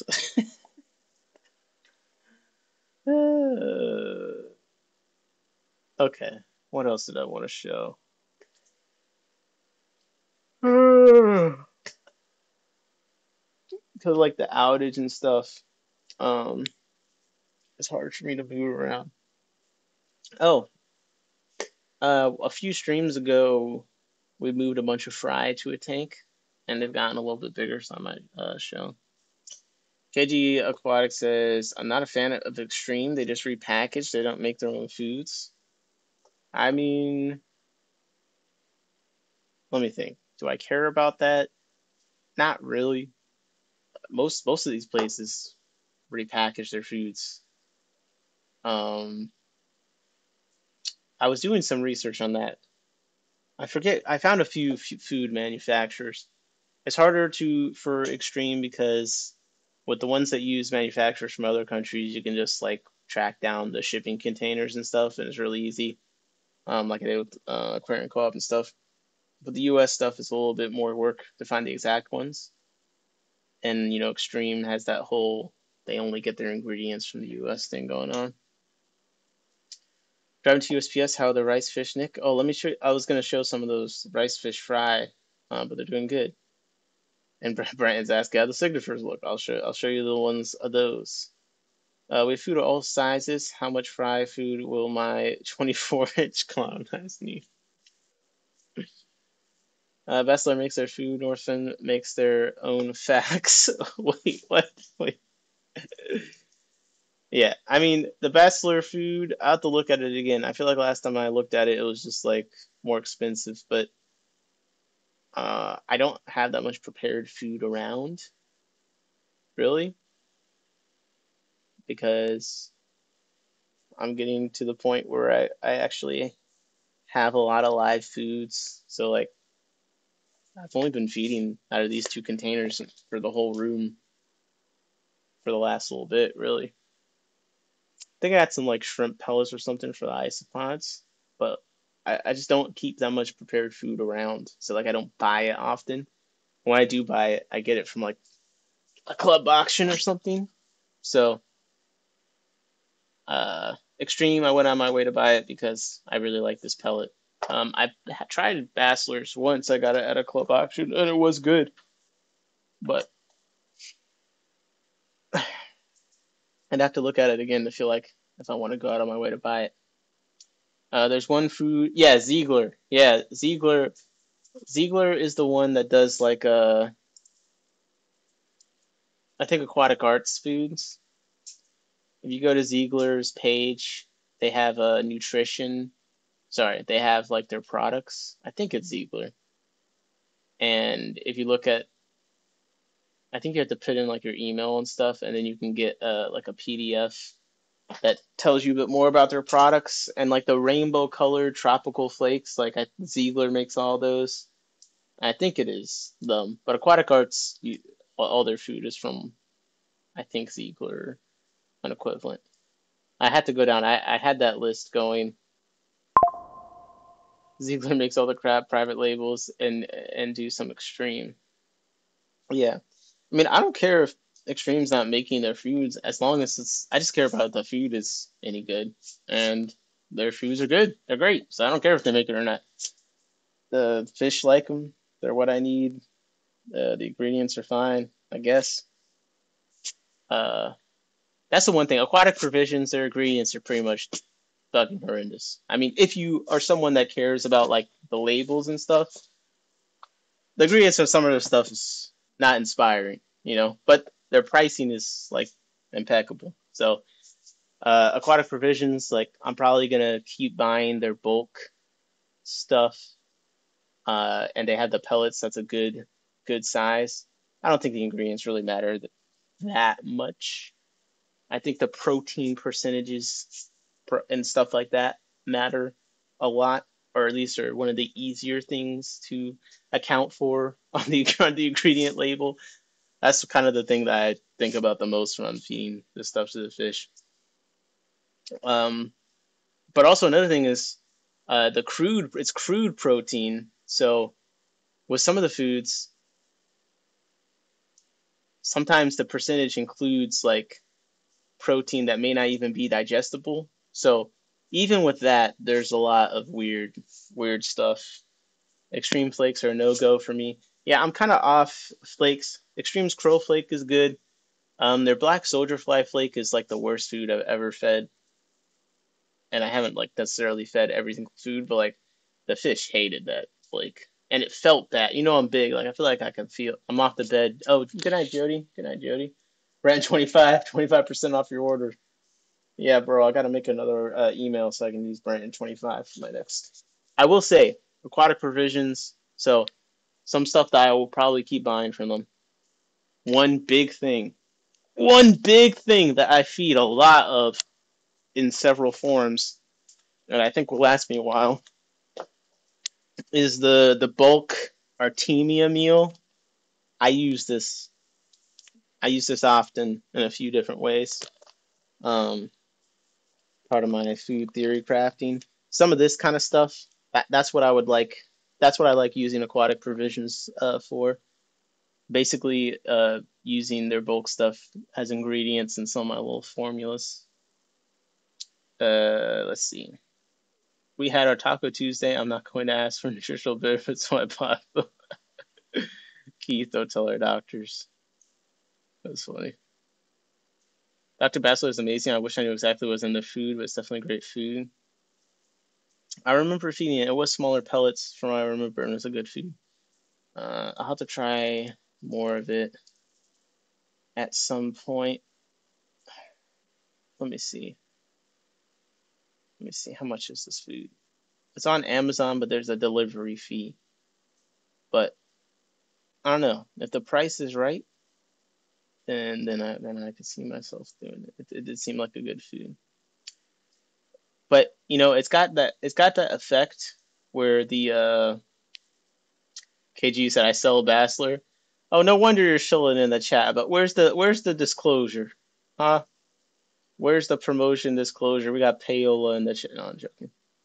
But the effect of sometimes the stuff that has like the most health claims, which with Bassler, they got some of that where, let me see, they're talking about they got some crazy ingredients or whatever. Is then I have to sit here and I'm like, okay, so is it real or is it all marketing? I'm like, I'm overthinking it. So it's like, it's been on my list to look into it. Let's see. Dr. Basler's food. We got 3XL, size 3XL. Okay. How many ounces or whatever is that? Because I don't know what XL is. Okay. KJE Aquatics. All right. Shop. Dr. Bassler's. Let's see. Oh, Jesse just linked it. Keith, at one point or another, has tried all the foods. I trusted the opinion selection 100%. Oh, everyone's ganging up on me. Bassler definitely has some weird lines, but the few I tried, I've really liked. Yeah, that's the thing. It's like, it's one of those things where I have to do my research on the food before I buy it. Cause like, you got this one thing in here, back of Akai, Asai, and he's doing the thing that Aquatic Foods is doing that I like a lot, and I think the bigger companies should catch on to this, where they have multiple different sizes of the same pellet. I think. Okay, this is my issue though. Okay, 600 grams is the large. Okay. I wish they would all agree if they're going to use gram. Okay, so this is 560 grams. Okay, 600 grams, $38 plus shipping. I mean, it's not the worst, but yeah, you kind of have to keep it up. We like it. Wait, what do I have to keep up? Let me make sure I'm doing the right thing. Hey, what's up, George? How's it going, man? You always come in at just as I'm starting to get tired. Oh, I really appreciate your deep dives. Okay, okay. I got you guys. What do I need to start? What do I need to deep dive on next? Because so I'm trying to, as always, I say this, but one of the reasons I'm working in the Fishroom a lot, I'm trying to get it so all my fish stuff is more manageable so then I can focus on making videos and do the fish stuff at the same time because I want to make a bunch of videos. But my videos and the live streams are a little bit different. And I could do a deep dive on a video, but I like doing deep dive live more because then I can talk to people as I do it. Even though some of them have like, if I did a video, it probably could do decently. But I am kind of trying to decide what I should deep dive on next, at least live, because I've already done some stuff. Keith, what's the best way to get a hold of you? My fish love the pumpkin, but only tried a couple. Yeah, because the food stuff is interesting. So I see he's got the Psy thing, and I've looked into like things like chia seeds. Like there's some studies I read where like chia seed powder like really improved the fish immune system. I've been trying to understand the fish immune system more, because I've I've had that problem tank, right? So I've attacked it in different ways, and I want to understand. I'm also just trying to understand fish health, the fish immune system more. And the one thing that's coming across for the fish immune system is so limited, right? And a lot of it is relying on that external, the skin, the mucus layer, and things like that. So one of the few things it seems like, though, besides that they have, is there's some stuff with the gut going on, some like lymph node equivalent thing they have going on. And some of the studies I've read where they're doing like fish vaccines and stuff revolve around like feeding the fish stuff, that whatever that internal gut immune thing going on, that they do have gets going. But that's one of the reasons why when they get sick, they're just dead, because their immune system, to me at least, sucks. Or at least isn't maybe not that adaptable, question mark. It's all about what you afford to your own food and organic soil. You get a nice sandwich, fast food. Yeah, but that's why I'm really into the live foods, because some of them you can make into your own food, eventually down the line. And then, people already are feeding in developing countries agriculture, azolla, duckweed, to things like chickens and stuff like that, and it actually improves egg production. And you know, I imagine some of the stuff in the chicken feeds and things are interesting, and duckweed actually is pretty nutritious. So I don't necessarily want to chase like everything I feed in here I'm also growing, but like if I'm already doing it, then if I can put the pieces together where I understand it well enough, where I can be confident, where I'm like, okay, I can just put 20% this, 20% that, 20% this. Now I have like a food that has a specific nutritional profile for this fish, and I can start customizing things a little bit more, you know. Dr. Basler's YouTube channel is interested in fish health and disease. He is kind of fry, but he is smart. He also has his own AI chatbot. He's kind of dry, but he's smart. Yeah. Um, no, so I've been thinking recently, like,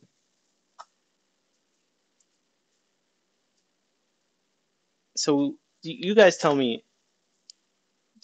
what you think. 'Cause I don't really know what I'm thinking necessarily, but this is where my brain has been recently. So a lot of fish, opportunistic feeders, a lot of fish, they're eating decaying dead stuff, dead fish and whatnot, and things like that.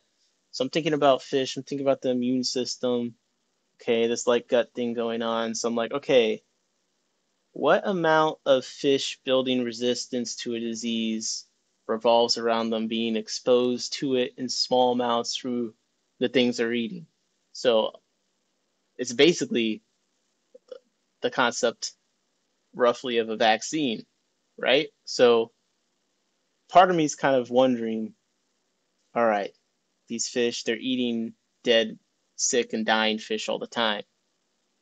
When they eat a fish that died from being sick, what level of bacterial or whatever load are they being exposed to through eating it? And obviously this be fish dependent. And my other question would be, okay, the fish that died from being sick or whatever, does it have any antibodies left over in its dead body if a fish were to scavenge on it?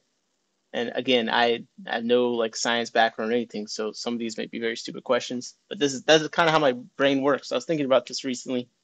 So that's the next thing I'm gonna read more, because I did have one or two papers where they're working on fish vaccines, whatever. But I'm kind of wondering, like, do fish kind of gain immunity from certain things by being exposed to it in their environment in amounts that are safe through eating it? Since it doesn't seem like they'd really get it any other way, since they have all that external protection and stuff. So it seems like the main way would be eating it. That would be like beneficial to them. So yeah, it's interesting. It's interesting. I don't know. Chris, when all of you get settled in and stable, I want to have a conversation with all three of you. Oh my goodness, he's gonna sit you guys down. I like the exclamation mark speak on Saturday morning. Oh yeah, I was trying to set up a chat bot for the stream. I don't know if you guys who was there when we did the the Scud debate. I had a lot of technical issues with the power with that, but it was a lot of fun.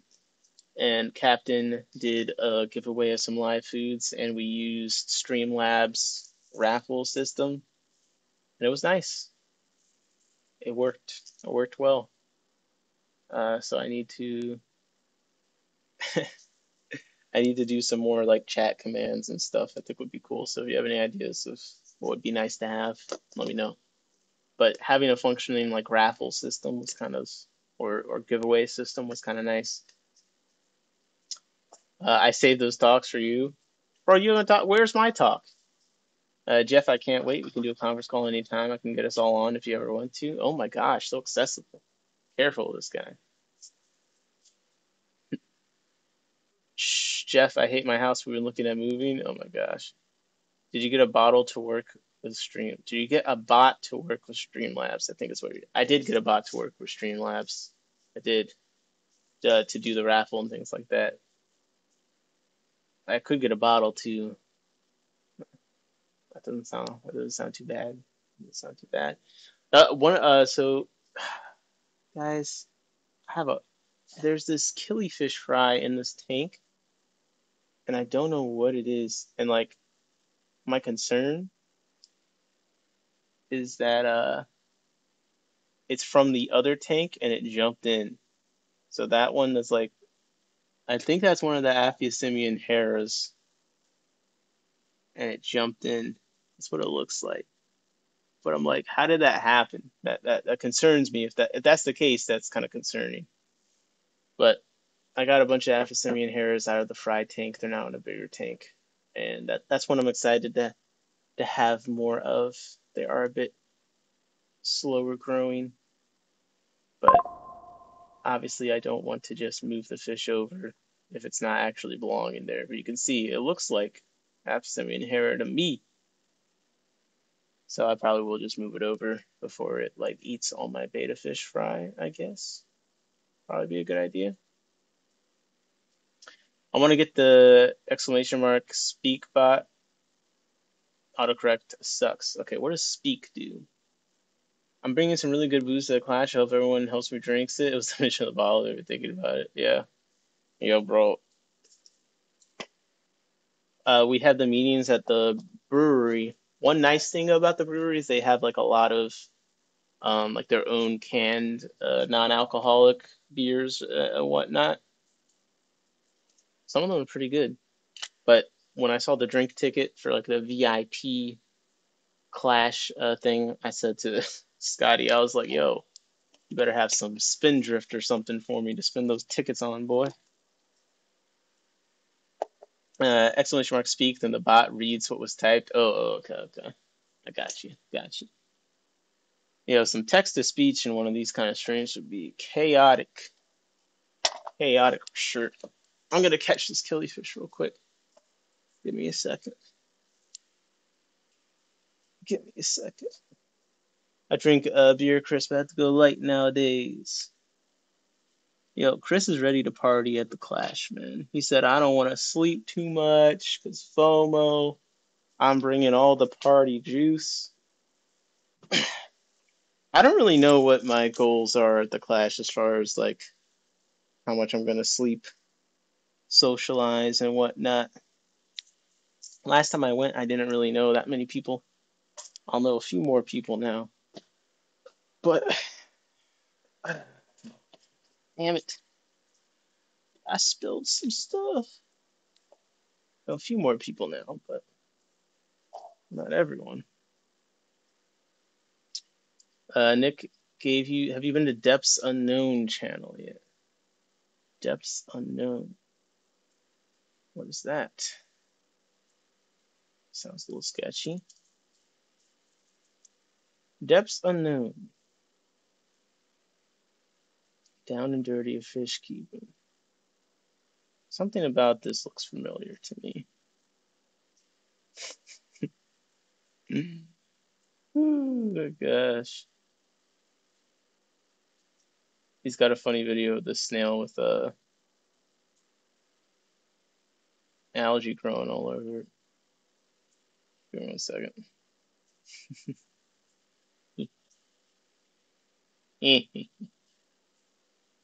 Let's see. Keith, I understand I'm super excited you're going to be there. I want to meet you for a while. There you go. Depths Unknown goes live on Sunday mornings from Allentown, PA. Oh, Allentown. I was around that area recently. It's got some cool stuff on here. Goes live.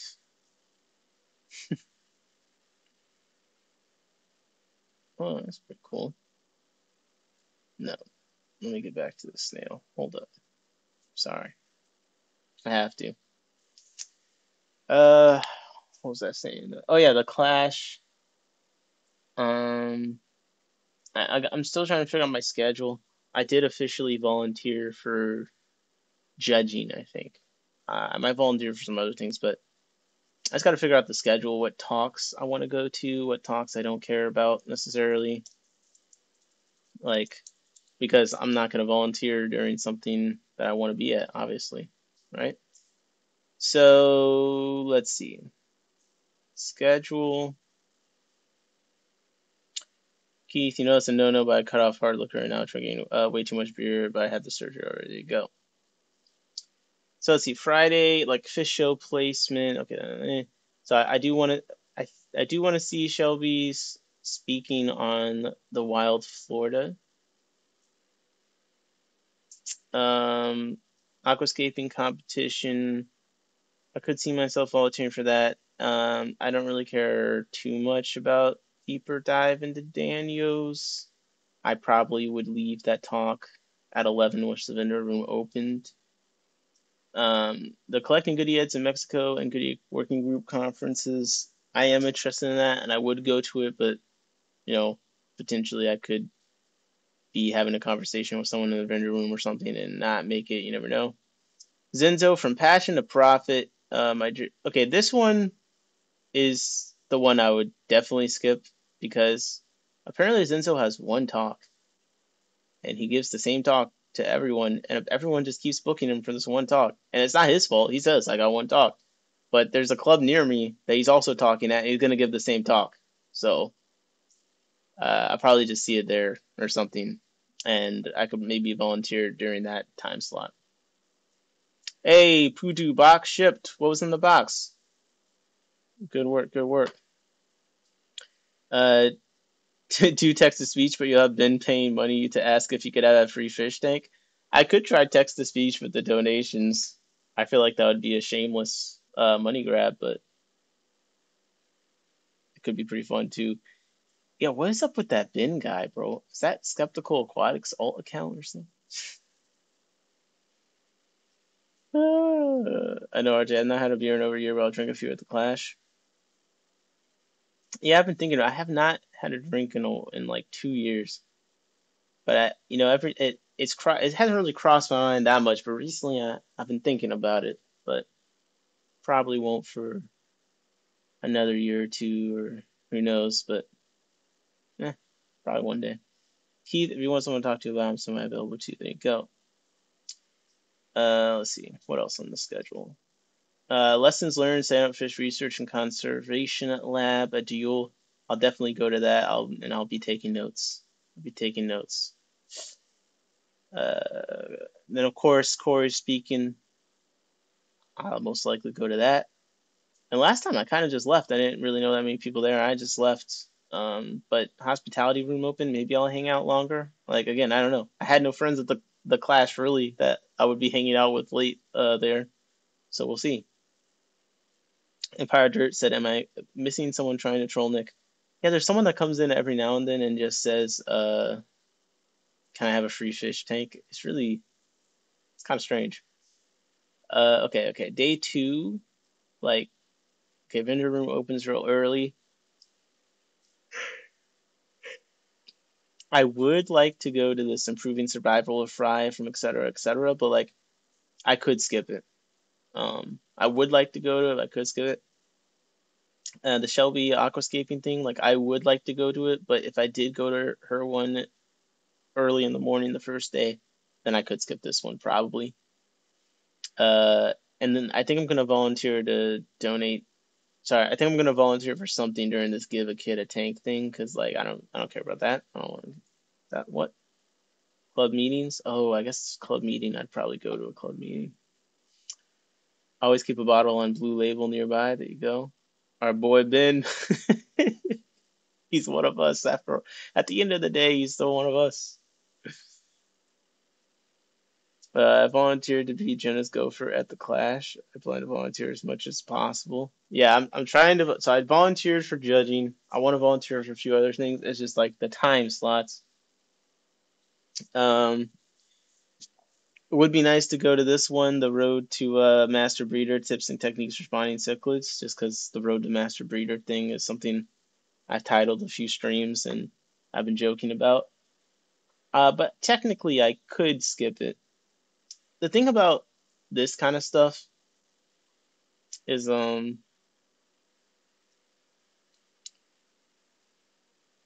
sometimes like I won't say I get bored easily, but if I'm not ready to get into a topic, then it's hard for me to sit there and listen about it. So tips and techniques for spawning cichlids.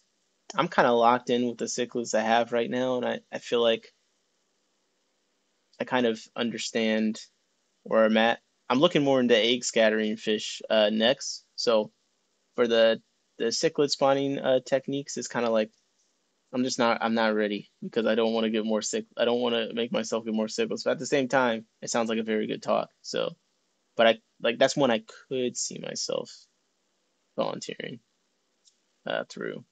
Nick knows everything. No, I don't know everything, but I'm not ready. I'm not ready to learn things until I'm ready to do them. You know what I mean? I don't want to learn about all the cichlids I could spawn when I'm trying not to buy more cichlids. Those opposite. No, Steve, you know everything. You're the hottest up and coming hobbyist breeder and best Nanochromis transvestitis breeder in the entire United States. So I'm just honored to even have you in the chat. Okay, panel chat, Corey and Zenzo. Feel like I probably have to make it to that. It's like 2/3 of the In the Moon podcast live taping. Why not slide through? It's nice, cool, and dark in the speaker room. The speaker might as well be singing the whole class. It is kind of nice there. Okay, take it to outside. So here's where I am on the tubbing thing. I'm probably gonna skip this talk because I don't want to do tubbing, and I don't want to do tubbing because I don't want to go outside, and I don't want to go outside because it's hot and there's mosquitoes, and if it's cold, then I don't really want to have stuff outside anyway. If it was cold, I could go outside, but I hate going outside so much in my backyard because there's so many mosquitoes. It's so hot, and if I have fish and stuff out there, like I like spending my free time working on fish stuff, but I'm not gonna spend it outside because it's just not pleasant to be out there. So I've pretty much given up on the idea of tubbing because I just think for the fish's health, it would be irresponsible for me because I'm already super lazy. And I just think there'd be too much resistance for me wanting to even go out there. Where it would just have to be a thing where it's like a fish that I could just throw in there and never look at again, like except once every few weeks. It's just not really enjoyable to me. So I probably could see myself volunteering for something in this time slot. Uh, and then I could volunteer for helping with the ceremony or something. But yeah, I'm curious about the all day auction because I didn't make it till last time, so I'm kind of curious what will even be in there. But I'm really excited about the Clash. I think it's gonna be really nice. There's a lot of good talks. I think there's something for everyone. I think the vendors are gonna be great, and then this will be the first Clash or really first aquarium event I've gone to where I'm like actually gonna know people and have one or two friends, a couple good acquaintances I can actually hang out with, and not just walk around by myself looking at fish. I'm hoping I can get Jessica to come with me too. I'm excited to help. I just want to take some of the tedium off you too. I'm just excited about interacting with people. Exactly. What's up, Johnny Best? Putu said the first blueberries are off. And Steve said world. Sorry, best Nanochromis transvestitis breeder in the world. My apologies, Big Steve. Didn't mean to disrespect you like that. It's not tedious when there's good company. Yep. Yep. So I definitely want to do can you run an event, the search for Johnny? That would be fun. Well, so in they're trying to do more with the YouTuber area or whatever, and apparently there's like you can sign up for time slots to stream at, so I probably should do that if I want to stream from the Clash. But like where's this booth? I need to look into that more. Because it could be fun to stream from the Clash. Of course, I'm a very small channel, and let's be real, 80% of the people that watch my live streams will probably be at the Clash. But yeah, it could be fun to stream from there and talk about what's going on. Could you run an event to search for Johnny? That'd be funny. Like, where's Waller for Johnny? That would be funny. I'm trying to like limit my love for drama and stuff going up to the Clash, just so I don't I don't want the Fish Mafia breaking my kneecaps. I don't need another 750 Facebook post complaining about me. All Clash goers who watched McStream were in the room with us while we streamed. It was a blast. Oh, that does sound fun. We'll have to see the state of my YouTube channel by then. The Clash at the end of September. I don't know. Maybe I'll have given up. No, I'm joking. I won't. But we'll have to see. I might try and do it. I guess you just talk about what's going on at the Clash and stuff.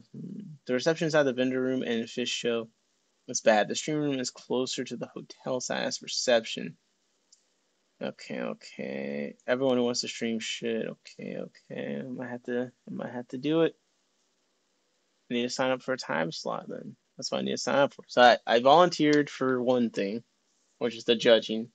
But that's like only really like half volunteering because I want to do it. I was super interested in getting some judging training. That sounds great to me. So I think I'm gonna do another pass at the judging. Sorry, at the volunteering stuff. And yeah, I think I'll probably during this Daniel thing, during this tubbing thing, try and find something else. I missed this lessons learned. Oh no, that's the fish research. Yeah, this is the one I have to make this talk. I will have a lot of questions for this fish research guy. I need someone to explain things to me when I read these papers. If we do stream, we spur of the moment on Saturday with no prep. Yeah, that's some fun. Chris, I'll be in a wedding during the usual mixed streaming time. Oh, I forgot there was a wedding going on in the Clash. It was so funny. Yeah. We'll stream at the Clash. You know what? We'll stream at the Clash. I'll probably break my no fish buy officially at the Clash, or take a pause. So maybe I could talk about. Well, I could take some really nice photos of all the vendors and what they have and stuff, and then do a live stream and show all that going on at the Clash. So that could be a good stream. Could you hear me knocking my head? Every knock, like every decibel, that's how many IQ points. There's intelligence you can hear. Bam. What they got for the vendor room setup? That sounded hollow. Fuck you. Oh, it sounds empty, bro. Your name is Bare Bottom Bratton. Uh, I don't know what kind of IQ points you could be working with a name like that. Like, come on. Sounds like wood. It's it's the density of intellect. You know, it's like a stud. You could hang a picture in it. Wow, that didn't sound great. Oh, no volunteer wise. What they got for vendor room setup? Yeah, they do have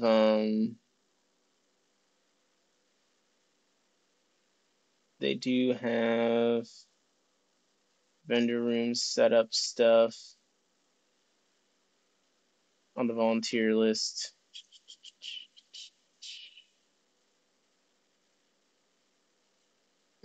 All throughout, really. Bro, can we just... And the days leading up to, there's volunteer stuff for the days leading up to the clash too, I believe. Thursday morning, there would be a lot of setup. Yeah. So that's another thing. I'm going to be staying a little bit away from the clash at a friend's house and whatnot. But I don't know if I'll be able, with whatever work stuff's going on. I don't think I'll be able to make it out there Thursday. So I think trying, like I said, I got the judging thing. I think I could do a time slot basically during both those Dr. Ted's talks. I'll probably try and volunteer during those time slots at the very least. Because we got a volunteer, man. I'm trying to set a good example. I did the whole stream. So I do some more volunteer stuff, sign up for more stuff. I'll do another stream where I talk about the volunteer opportunities. Good night, Keith. Have a good night.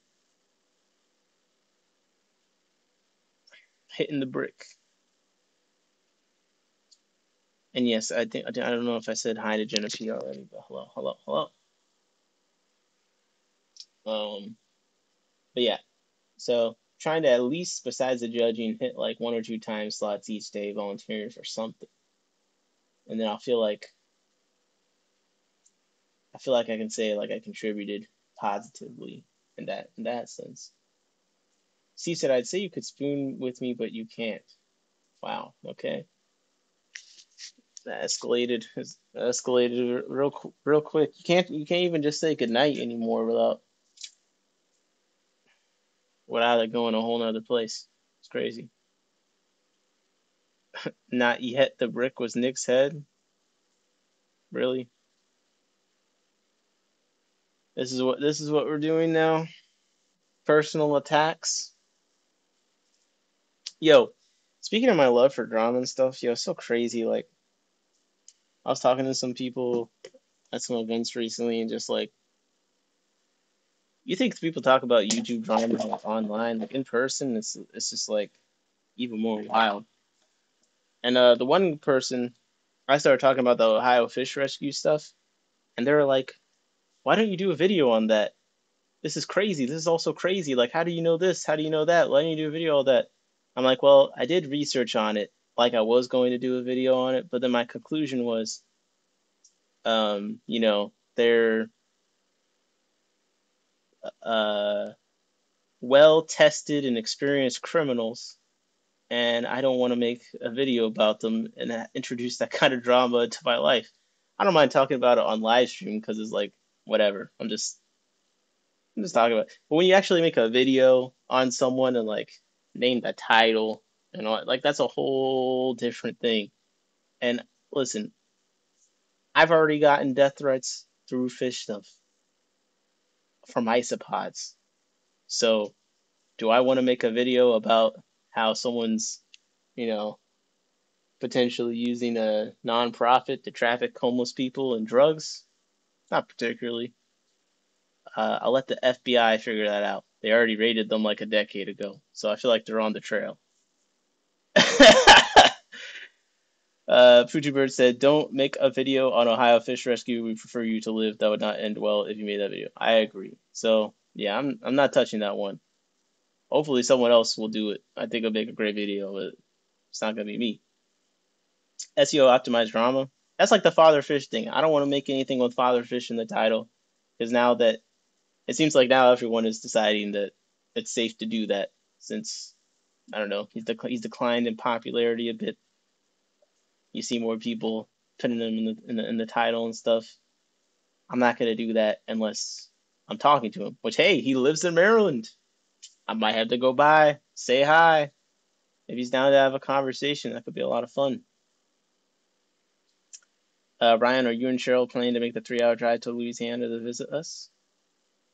13 hour. Oh my gosh. There are lots of videos on Ohio fish rescue. Yes. Yes, there are. Now, what's let me Google. What's the best one that you like on Ohio fish rescue?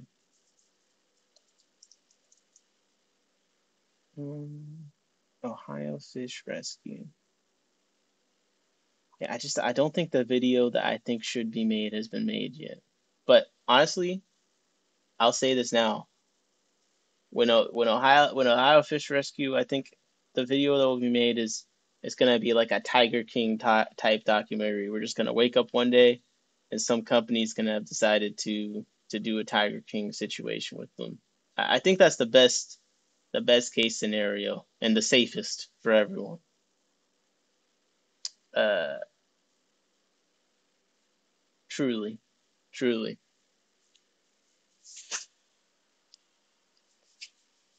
It's a lot more fun to talk about brine shrimp going out of stock and things like that. It's a lot less depressing. That's the kind of drama I like. That's the kind of drama I like. Uh, it's so funny because so I did the whole brine trying to figure out the species of Artemia cis that Aquarium Co-op had for their brine shrimp eggs.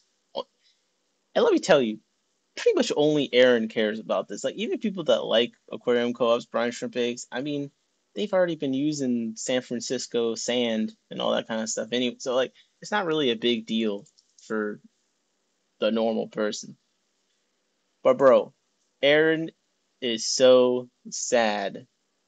The beanie eggs are still good for me, Steve, and they're good for Bran. But listen, this is my biggest complaint. Okay, Corey is so defensive when the truth is said. And if you listen to the podcast, all he does is give his opinion on how other people's products could be better. And that's one of the reasons I like him is because I think he has a lot of good ideas. But what people return that same energy to me, he gets very upset. But a while ago, I put in the chat.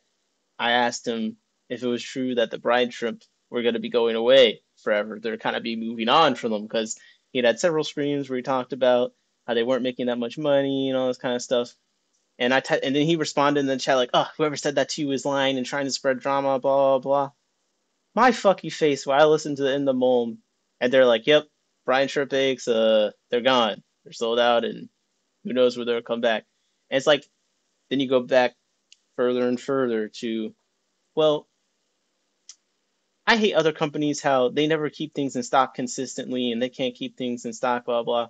Then you have the Brian Shrimp, they're constantly out of stock, constantly out of stock, and now they're gone for undetermined amount of time, which I don't personally care about, but because Aaron cares about it so much, it's affected my life to the point where when I went to Fish and Friends, they had Aquarium Co-op brine shrimp eggs at the highest, hottest point in the store, 2 cans, and Aaron made me buy them for him and drive 2 hours back with them. It was like $60 of brine shrimp eggs. This man's addicted. So I feel bad for Aaron because he really likes this product and his day being good revolves around having a nice brine shrimp hatch. But it was just kind of funny to see the moment come full circle. And that's the kind of drama I like because none of it is brine shrimp sis. Like it's such low stakes. No one cares. But it's just the little things in life sometimes. So you should have seen when I showed Aaron my decapsulated brine shrimp eggs. He was like, "Ah, it's all wrong. It's all wrong, man. Like, listen, when I wake up in the morning and I get the co-op eggs and I hatch them, it's just a shade of orange. I tell you, it's a shade of orange. You just gotta see. It's just if it's not the shade of like, bro, this man's addicted to brine shrimp eggs. It's crazy." If you're looking for drama, focus on a channel that take advantage of the community. Don't give back. That least useful information. I mean, I'm not really looking for drama. I just talk. Channels that take advantage of the community and don't give back. That is at least useful. Okay, well, Ohio Fish Rescue, I guess you could put up on there, but I don't watch that much fish YouTube, so I wouldn't really know. I only talk about things I care about for the most part. So I'm not gonna go looking for channels. I'm kind of happy where I'm at. What I wanna do is I wanna figure out all like Ziegler and stuff like that for the foods. Figure out all the manufacturers of all the foods. That's interesting. I'd like to figure out all the major wholesalers for all the fish and stuff.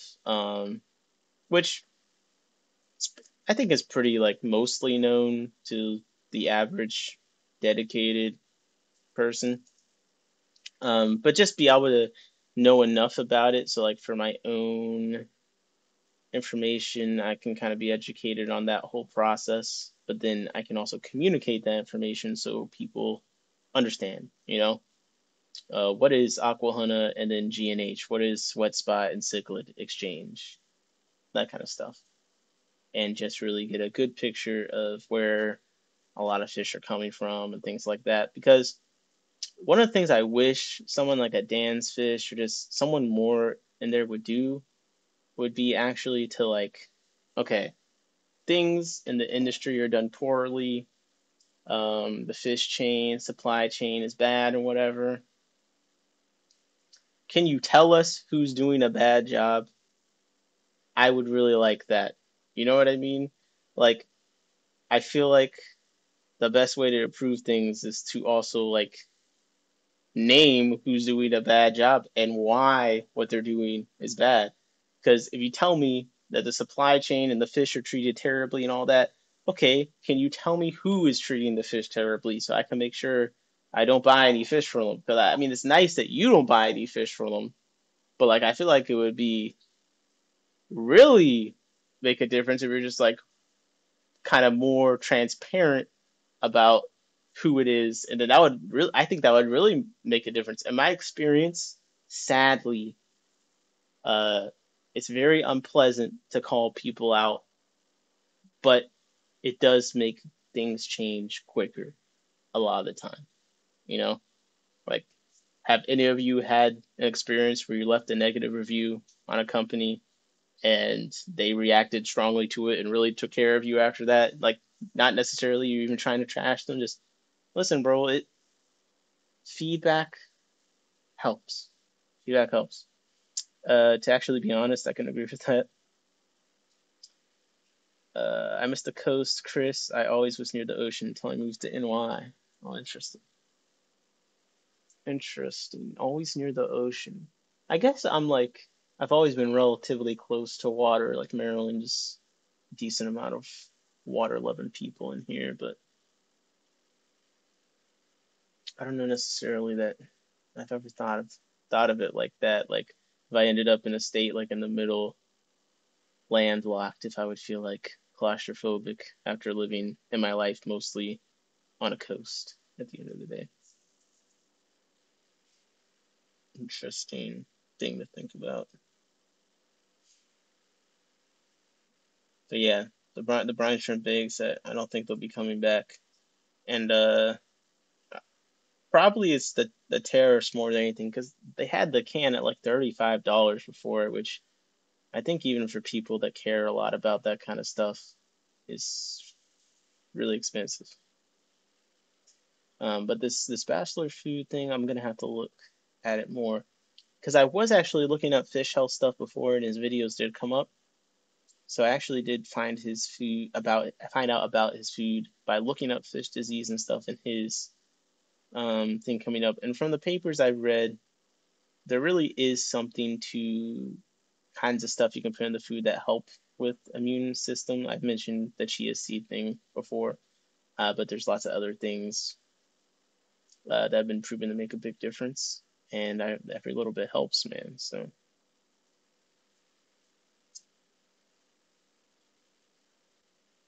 Keith, I moved from extreme southern Maryland, where the Chesapeake Bay on one side of Dover, or the other, the Outer Banks of North Carolina, where the ocean is down, to northwest Iowa, where we have a couple of muddy rivers. It's weird to think about being landlocked like that when I've been on the coast my whole life. Yeah. Because even like I was in Mississippi recently. I was like, oh, Mississippi has like beaches? What the hell? uh, But I was there, and I was definitely feeling like I was in the middle of landlocked in the middle of nowhere. But some states are big, and they do technically have beach. Like Texas has beaches, I guess. But in my head, I think of being landlocked and things like that. But Maryland is a much smaller state, so even if I didn't live near the beaches, it'd be a lot easier to drive to than some other places that technically have beaches. Stephen P said golf beaches, but yeah, technically beaches. Uh, ooh, let's see. How's my Ethernet cord? My phone died. I want to show the celebs half beaks. They look really cool. Nick, where you at in Maryland? I'm like a little bit out of Baltimore, like 15 minutes away from south of Baltimore. Excuse me. So closer to more like the Annapolis situation, Anne Arundel County, etc. Definitely some water loving people, man. Trying to get my phone back up here so I can show you guys these fish. Nicholas's iPhone camera. Yeah, here we go. Here we go. Here we go. When I lived in Louisiana, we went to Biloxi a lot. What's that? I don't even know these things. It's words that you speak. All right. Transition. This is gonna be quick. And this tank is kind of green, but check out the shiner. That's not even what I'm trying to see. The lights are off, so that doesn't help. But I guess we're seeing the shiner. That's what we're seeing. The half beaks were just right here when I was looking across the room, and then the moment I move up here, they vanish. But you want to see my super red pleco army I've been building? Some of them are here. The food is kind of dissipated since I put it in there. And you'll see there's some hill streams, some young hill streams popping up as well. I've been seeing them more and more recently, so I was like, oh, good, they're still in there producing good numbers. I think once I take this last female pisto out of here, I'll see them more. But some of my plecos are getting kind of big. I'm starting to net them out so I can figure out how many I have. I know I have at least 50 super reds, but I don't know how many of each size and things like that. But I'd like to, clear them out so there's space for the next generation because I've seen that they've been hatching. And the hill streams. Of course, I got the Procatopus in here doing their thing. And then I want to show the rice fish fry from before. So,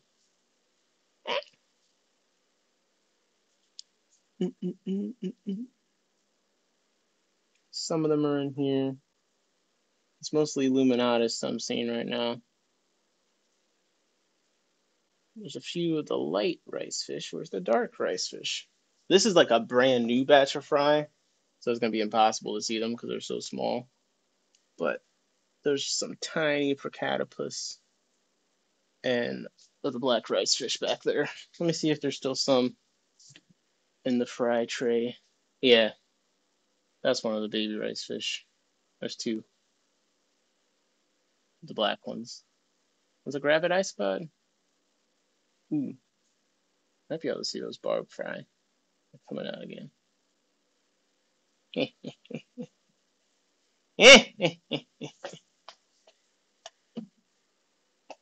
Hopefully some of my breeding projects will work out. Some of these new ones. Let's see. My daughter went to college in a landlocked state. She talked about the coast and beaches all the time. See, the thing is, I guess I do like beaches. I really don't like swimming that much these days. I used to love swimming when I was a kid. Now swimming just, I don't know. Hey, what's up, Sonny G? How's it going? How is it going? Cheryl's never seen the ocean. I'm spoiled by going on my grandparents' vacations. I went to take my granddaughter places. I'm getting paychecks that don't comply. Feel it. Did you ever show the signatures? I could go to bed. Okay, let me show the signatures. Nick, for the love of God, can you show me the signature? Bro, you are impatient. My goodness. I'm chilling, man. I'm chilling. Okay, I'm gonna show the signatures. Hold up. I shall show them. Swimming is out wading up to your thighs and checking out the weeds. Bro, I've been waiting 2 hours. Well, you've been hanging around just for that? My God, bro. Wait, actually, I'm gonna need $10 before I show the. No, I'm joking. Okay, here's where the signatures are. So Brandon sent me some signatures. UPS cooked some of them, but a decent amount made it. I see 1, 2, 3, 4, 5, 6, 7. So yeah, that's the amount that should be in there.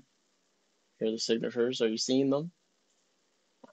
For some reason the iPhone thing doesn't show me what I'm seeing, but it looks like you're seeing them from across the room. Better than the signatures though. Look at that. Alpha Simeon Gabba wins mail. Wait, hydrocolloidal, please. Oh my gosh, bro. This is from the stream we did where we did the $100 order. He's really been growing in. They take a little bit of time to truly start. Like, he doesn't even have streamers yet, really. But even out of focus, you can see that color. Holy. And then my status. The status. And then there's Brandon's signatures. So, signatures, been feeding them. Hopefully, they'll get it together. And then I can breed them, get some BAP going. Right now, they kind of look like tiny little swimming pigs. Their stomachs are huge. Brandon definitely fed them well before we sent them over, let me tell you. I can't really tell too much on the sexing at this point. But yeah, they're massive. So hopefully get some breeding going for them soon. But right now, just letting them recover from the trauma of shipping. 2.5's only stream chill. Yeah, that's what I'm saying. My gosh, bro. 2 hours only half the stream. Elmo the pigs, pounding them fry, nice and chubby. Yeah, very chubby. Very, very chubby. I'm trying to think of what else I could show well on the phone, but I kind of like saving. I gotta save some stuff, man. I gotta save some stuff, or else it'll get boring, you know. But if the dwarf pikes or have free swimming fry at some point, I think that's gonna be pretty cool. I don't think they're super hard to breed, but it doesn't seem like they're bred super often, so I got that going for me. Dude, I did set up this cute little tank recently. I like just this 5 gallon is like a week old. I just think it's cute. I'm getting better at these quick steps, man. Let's see. Oh, the Finfida for Catapus. They're growing up nicely. Hoping that they'll start. I haven't really seen them be spawning yet, but I think soon. Hopefully they're big enough. Let me see if I can move the light. So let's see. This tank is half drained. I'm actually, before I randomly decided to stream, I was gonna finish working on it to kind of spruce it up a bit and get it set up so I could spawn some things in here. I got this frosted sand blasted bottle that I'm gonna place in here somewhere for a cave. So that kind of tells you what I'm thinking about doing in that tank. The yellow shrimp are doing well. I'm gonna put some food in there right now, so in a few minutes I can like show you guys how crazy the yellow shrimp are going.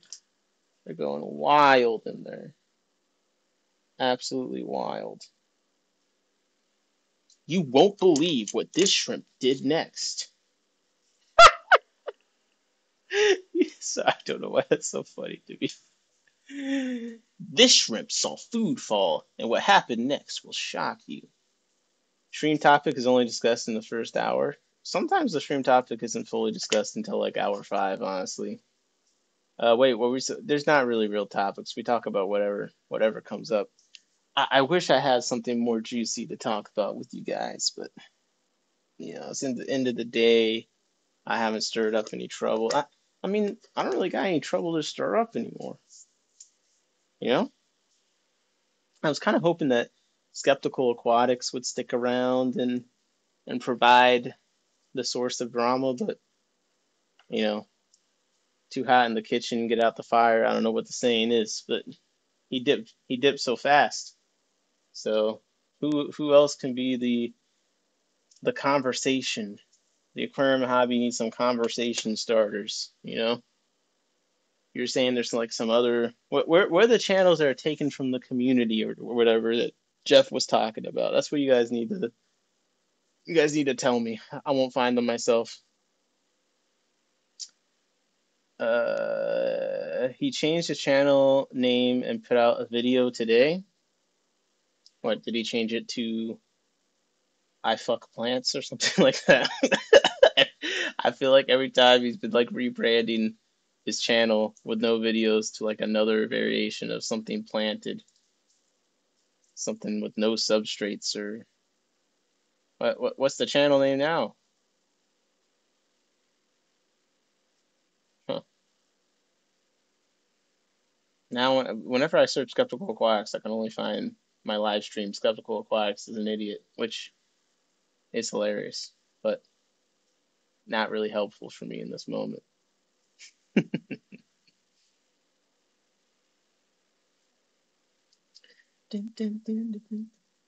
Let's see. Aquarium what? Aquarium Authority? Oh, Jesus Christ. Guys, it's too late. It's too late. Should I talk about and react to this now, or should I save this for another stream? Because this already looks hilarious. How did you know that he changed his name? And oh, I guess because you're. This is fucking already atrocious. We're back on the Chat GPT AI thumbnails. All right. We got like a hint. Is that a camera? Is that plants with no substrate? This is what he's been doing, huh? Welcome to Aquarium Authority, your ultimate guide to the underwater world in your freshwater home aquarium. Branton said, let's do it. It came up when that matches the Daphne giveaway. Yeah. Also, he had another. I thought I found another account he had at some point, but I really like because of more the local drama stuff. I was like, let me just like chill out on anything negative. I don't want to be that guy per se. I just like to talk and say my opinion on things. That apparently is enough. But Fran said, let's do it. So I guess showing the signatures will come up or something because they're waiting for 2 hours to go to bed. Now he wants me to see this. We will feature the most popular small freshwater fish, plants, and products in the hobby using cinematic style to convey the message. Nothing says cinema more than telling people that it's cinema. Giving a much needed break from the substrate wars and endless robotic care sheet redundancy that seems to have taken over the niche. He's describing himself in a previous life. I mean, we're talking about robotic care sheets is funny when half your content was generated and written by AI, but okay. As creator, my artistic expression is important to me, and creating that art that I'm able to share with others interested in the same topics is a very enjoyable form of work for me. I'm including affiliate links in the comments and descriptions of my videos. That was a very human sentence. You can support artistic expression in this niche from creators like myself and others by lifting up the genre. What is this genre? Yeah, okay. I was trying to look for my phone because the lights turned off, and then I realized, like, my phone is the camera right now in the background. Okay. You know what? That's fine. But he's including affiliate links, so just in case you're concerned about the purpose of this channel, there will be affiliate links. Okay. I'm just doing a few things before I go into that. All right. If you want more entertainment in this niche and less robotic care sheets, support the channel. Visit my affiliate links. Who was talking about channels that just are trying to financially gain from the community to contribute or whatever? You're a genius. Um, Definitely has non-premium AI. Oh God! Join us as we explore the best practices, debunk myths, and share a passion for aquatic life. Okay, I'll be honest. Like, I hope he comes back saying stupid shit again because I need something to talk about. You know, what am I supposed to do? Talk about breeding fish all the time? That would be ridiculous. All right, one day. He's already released 2 videos in one day. So I set up the most natural ecosystem. Nick, I always think of Florida when I see you. Yo, I don't know how to know how I feel about this. Hey, so did I already say this on stream? But like, okay, so the Florida thing. Yes, I think Jorge told me he's realized he was wrong. Like now since then, he's realized like Florina was all about you know promoting OnlyFans. But I did uh come come across. I did deep research, and I found some of Florina's exclusive content. Okay, I didn't do any payment or whatever. I just did a little bit of investigative work, and of course, not only was I right, yeah, Jorge did say like, okay, this is definitely now I've realized like as I've learned more, like that was definitely what it was about. But her exclusive content is very similar to the YouTube thing in the sense that it's her doing like normal everyday things in a what do they do? A pepper emoji way, a spicy way. So like I remember one image was like I wish that us old guys would have taken a nap to keep up with your good work. Oh my god. Uh one image was like doing laundry. Another was like cooking some scrambled eggs. I mean, you can't make this shit up. You can't make this shit up. So it's very similar to the vibe of the fish channel where it's like, oh yeah, I'm setting up this fish tank. Bins over for. So honestly, don't even buy the subscription. Like, just watch the YouTube channel and like light a candle or something. Okay, so I set up the most natural ecosystem aquarium for my beta fish, and I'll have to give. So I got to give Skeptical Aquatics this, and it's kind of rare. Not that rare, but like it is a strength. And he does know how to turn on a camera. He does know how to like live stream with a camera. Like he's got some technical skills in that area. So I don't know if he filmed all the stuff we're about to see, but I could believe that he could do some more above average cinematic filming where we're gonna have to see what's going on here. Sounds like some super artistic media. Yeah, I want to pay for it. I want to pay for it, but uh I think some of the people arguing in her defense may. Oh man, I was not ready for that music. Also, why is the fish's gills like that? That's kind of okay. No substrate. I'm shocked.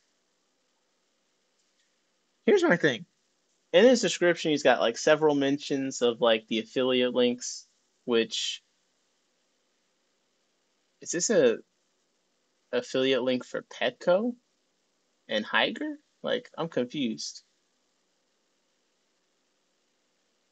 Where's the, oh, he said it was be in the comments. I don't see where's the affiliate links? First, I go into lurker mode for a few minutes. Lurk away. Um, so, okay. He's paying Petco. This is sponsored by Petco? Petco, you're fucking up, man. You're fucking up. Please don't play it. I'll have to stop watching stream. No, yo, hang in there. It's gonna be fine. So this is why I stand by my Skeptical Aquatics is an idiot live stream title, which obviously was, me just being having fun with it, being an asshole. But the thing is that, and I said why I stand by is because some people that watch me did enjoy his videos and stuff, and I won't take that away from them. I'm not gonna judge them for it, but I miss love to fish. I miss painting bikinis for women at the lake. Oh, is Brandon still here? Uh, the things that Skeptical Aquatics says is so factually wrong and objectionably dumb. It's hard for me to like be less abrasive about it because my favorite thing is just giving my opinion. So I could be wrong, but it's just hard for me to be any less blunt about it than that because this no substrate thing. I've never seen someone that like can come so close to having an original thought or idea that's worth talking about, and then find a way to make it stupid.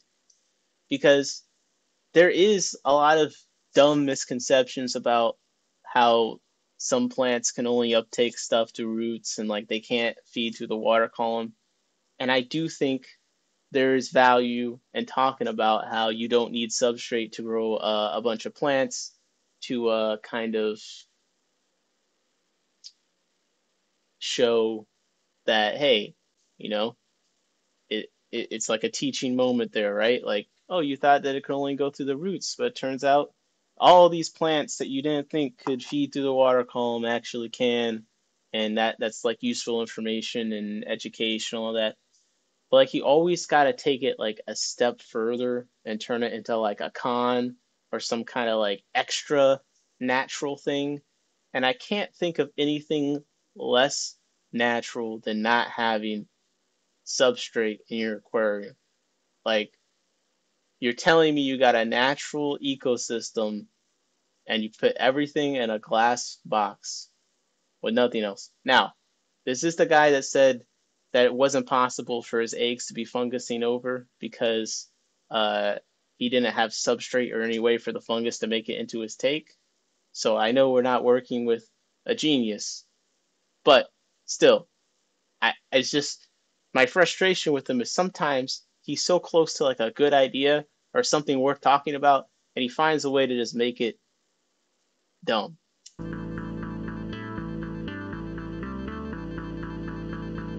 Brandon is here. Okay, so again, this is just crazy. If this is really sponsored by Petco, this is a Petco, and he's got high ground there too.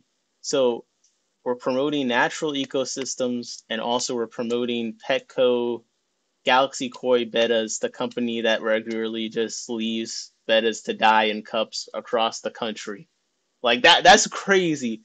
Like It's crazy. You're gonna pretend to care about natural ecosystems and fish health and stuff, and then you're doing a Petco beta fish, and they literally just put like a fish in like gas chambers across the country.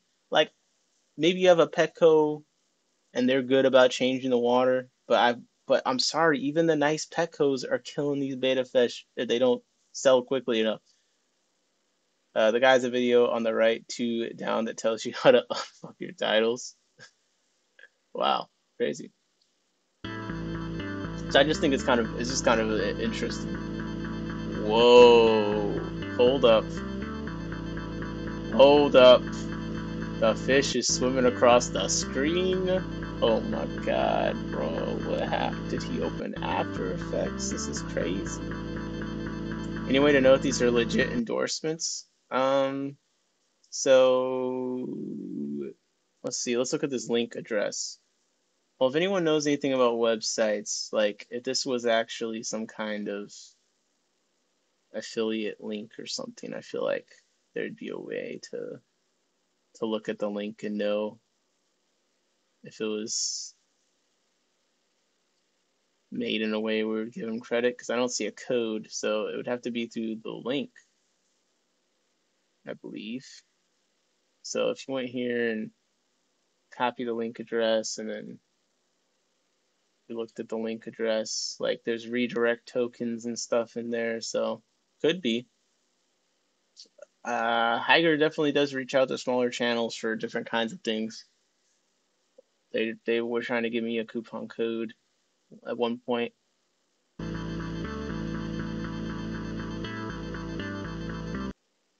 Oh man, he was going crazy with the rotoscoping. This is a commercial. Oh my god. He went away for this long to cook up the memberships and member only live streams of his fungusine eggs weren't enough for him. This man went and got a Higer New View Higer Horizon Aquarium Kit HG906 with a Petco beta fish. Man, we are in aquarium hobby hell. It doesn't get worse than this. This is like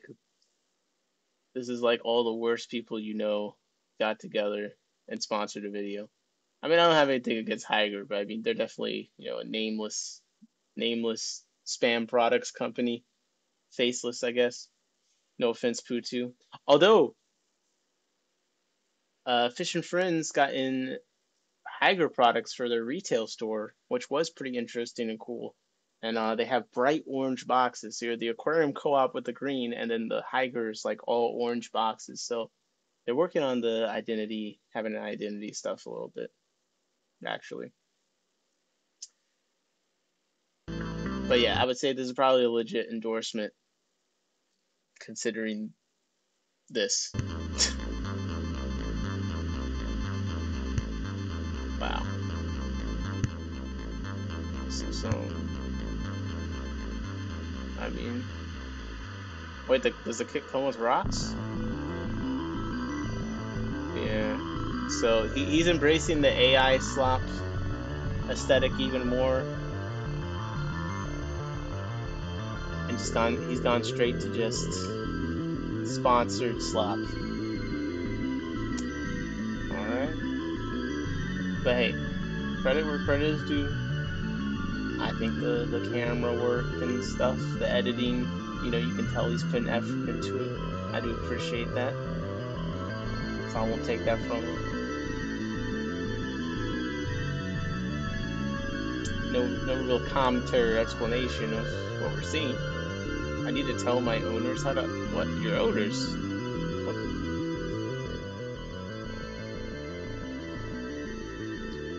So is there like a underneath of this waterfall rock background? Like, why is it halfway down?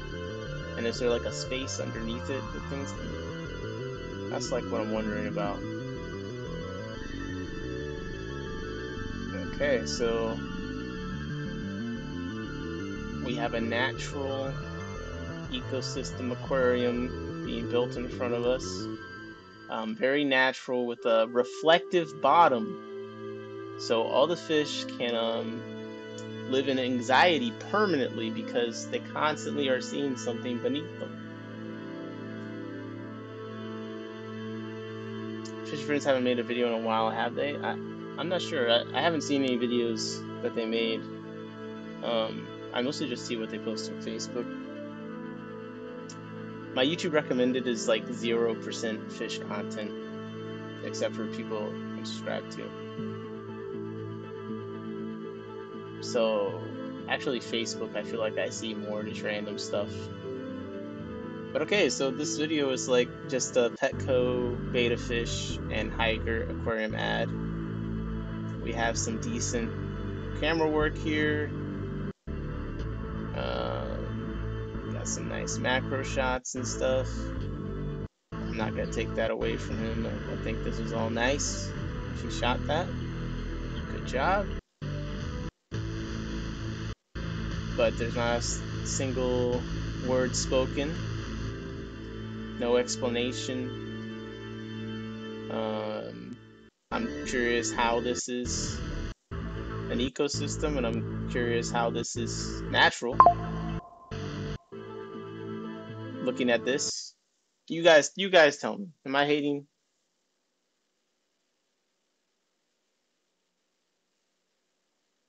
I mean, it's nice. Nah, don't look that natural. Look, the bar for fish tanks is in hell. There's much worse beta fish tanks out there. So I'm not saying this is a bad tank. I do think, and I would have to do more to like actually back myself up with some kind of facts, but I do think that a reflective bottom is not ideal, like glass bottom long term. This Petco beta feels so at home. He's constantly flaring his gills in bliss. Okay, is that like a thing? Because I don't know that much about betas, and I was asking like why his gills was like that. I didn't know if this was just like a breed or something. Is that a stress response thing? I don't know. Yes, betas flare their gills. I've been replacing lights with higher ones. Out of all the like the, so I hate all aquarium lights now. As far as you know, I'm on the Barina game. You know, Barina shop lights only. But between like the night crew type stuff, the Higers have been brighter. The ones that have the buttons on the top kind of hate the touch function. I've had them for almost two. They're some of the first lights I bought. I kind of like that they get super hot because they heat tanks up for me. But I hate that they can't go into a real manual mode so I can use them with the Casa timers. I do like when the power goes out, it already puts it in the mode where you can reset the clock, but like, yeah, that's my biggest thing is resetting the clock when you have a lot of tanks on all these different lights is annoying. But yeah, higher lights I've liked. I tabbed out. Why is it not still well, Putu, you tell me, is this a natural ecosystem planted? I love Higer, but he tarnishes their name. Wait, they sponsored him. They sent him this tank, I assume. I want to get some. Yo, someone send some tanks to me. I want some tanks. I'm not gonna make a fluff piece on them. I want to review them. Higer, send me a tank. I will review it. I will not. Um, I won't suck your cock in video form like this. This is some next level glazing. Petco Higer group sponsorship is crazy. And you got the affiliate links mentioned in your description of your channel. Like the corporate greed vibe of this whole channel is overwhelming. But yeah, nice camera work. He's embracing the clickbait culture, I guess. Natural ecosystem, no, but he's posted 2 videos. And the other one is this live food will replace brine shrimp. And I think this is a video that we'll actually all like and agree with. So Putu, maybe we all judged Skeptical too harshly. People are saying flaring means not relaxed, happy fish. I don't know enough about betas, but I'll take your guys' word for it. I feel like when I had some fish in tanks with a bare bottom that wasn't painted, they seemed to be really stressed out. Or like I had some Congos that were hiding in the corner, and Nick is turning the bin. That's funny. Wait, how am I taking Skeptical's place? I also never watched his videos really unless someone was sending them to me to look at something, so you'll have to explain that one to me. You're in the comments in that one. But yeah, the bare bottom, Branton tanks definitely had some fish that would not want to swim over in the open. They seem to be scared of the reflections on the bottom, and then I put the substrate on it. So I'm just saying, like, he's doing this whole no substrate thing, and like I think there's value to part of it, but the problem is that substrate is not just there for the plants. It has a lot more other things that it's doing and affecting. You can't just take the substrate out and be like, haha, see, my plants are still growing. Well, okay, fucker. The rest of the things that live in the tank in the natural system, like, use the substrate or rely on it for things as well. A local YouTuber made a video, but he totally offed us. I understand that he was hours late, but I made money for everything before he showed up. Father fish fetish, skeptical fish fetish. Same difference. Wait, what do you mean? What fetish is going on? Who has a fetish? Skeptical was obsessed with father fish, that's for sure. He did make many videos about him.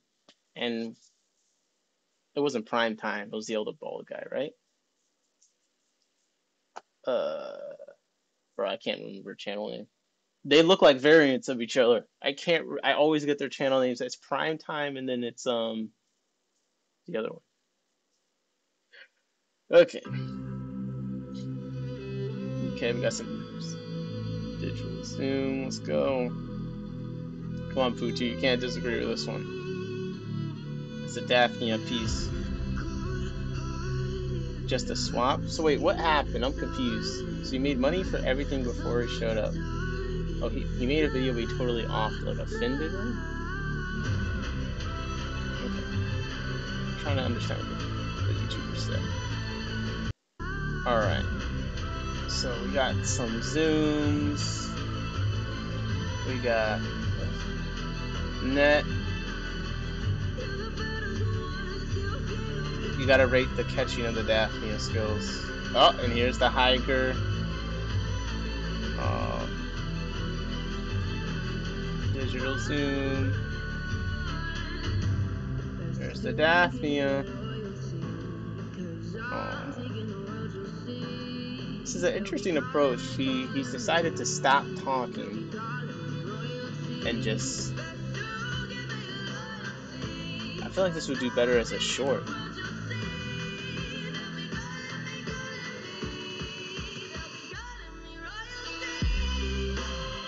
What? The beta missed? Man. This beta sucks at eating. What's going on?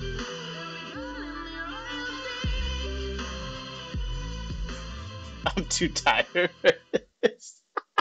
Bratton, why'd you send me this, bro? Okay, we got some comments. Wait, I thought you said you were in the comments, Bratton. I don't see you. Say I'm cold-hearted, but I'm just getting started. Got my eye on the target now. Oh, till the batters won, till kingdom come. I'll never run. Best to give me your loyalty. I'm taking the world. You'll see. They'll be calling me Aquarium Authority. Wait, is that this song?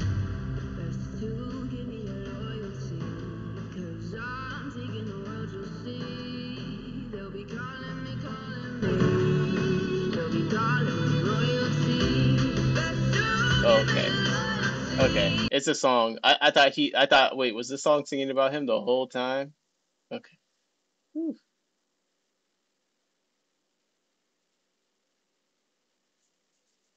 Whew. It got deleted? What did you say? I'm not surprised. Thanks for stopping by our Petco. Yo, this is crazy. Thanks for stopping by. Our Petco Galaxy Koi is doing amazing. When was the last time you went to a big box store? Was it hashtag Petco, hashtag PetSmart, or somewhere else? Be sure to check out our affiliate links in the description. And remember, I don't know what his new tagline is. He has 6K viewers. We just wanted acknowledgement, but honestly, I can't go live. Well, I'm sorry. I'm sorry about all that. It's all good. I said there's no way Daphnia can replace.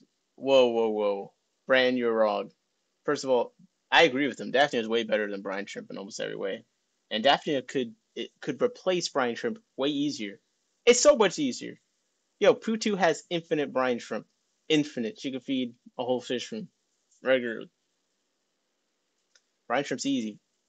Sorry, not Brine Shrimp. Daphnia. Daphnia is easy. Brine Shrimp sucks. You haven't even done Daphnia yet, and you're judging it.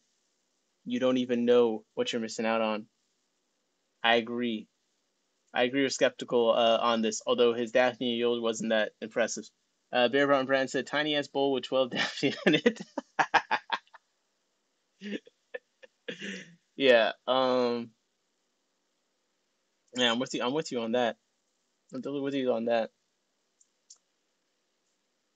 But no, I agree with him. Daphnia is better than brine shrimp in every way. I'm hungry, munchies. I'm gonna cook some rainbow fish. What the hell? What the hell? Well, Putu, hopefully you like that. Branton, I hate you for making me experience this. I'm glad Skeptical is having fun with his camera and making corporate videos. I think this would probably do better as shorts. They're pretty bad YouTube videos. Camera work is fine.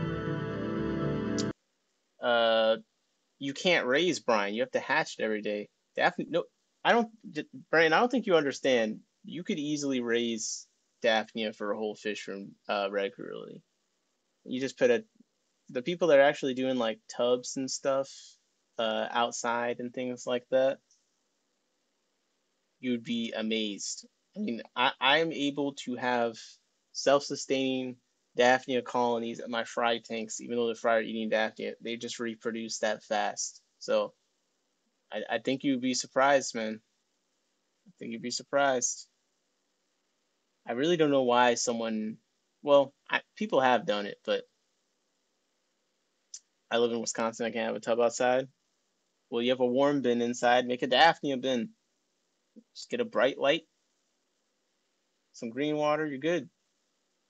I need Daphnia. I agree, bro. I think you love Daphnia. I think you love it. But I mean, look, brine shrimp is cool too. Look, I don't want to hate on the brine shrimp. They're cool too. They're cool. But I'm just saying, man, I think you love the Daphnia. Fuji says Daphnia can overwinter. Interesting. In Wisconsin though? I mean, they make egg cysts and stuff. So I could see like I'll send some when you give me clean worms. So Brad, you have tubbing month. We have tubbing season. Honestly, I hate the cold, and I thought I hated the cold more than I hated the heat. But I hate the heat. You can't do anything outside. Like I've been wanting to do some work in the garage and the shed and outside. It's just too hot. It's too many mosquitoes. I can't do anything. Um, I'd love to do mosquito larvae at some point. It's just that I just, guys, you gotta see how many flies there are. I'm sorry. Hold up. I'll take the skeptical off the screen. Look at this. Look at this army. This is so crazy. What is my life? And then I actually have some down here too. But that's besides the point. It's a lot of flies, man. It's a lot of flies. Skeptical authority.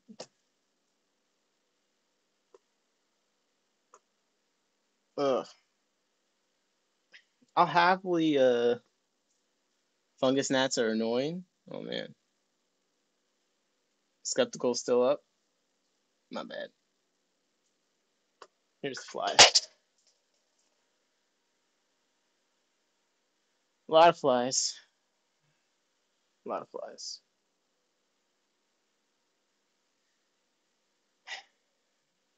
I'll send you Moynier and Magna to play with. Magna can't be cold culture on ingredient. Moynier, yeah. I have an electric racket to send them to Jesus. Oh my god. I need them to lay eggs, bro. I gotta get this black soldier fly larva thing working. I'm telling you, it's the future.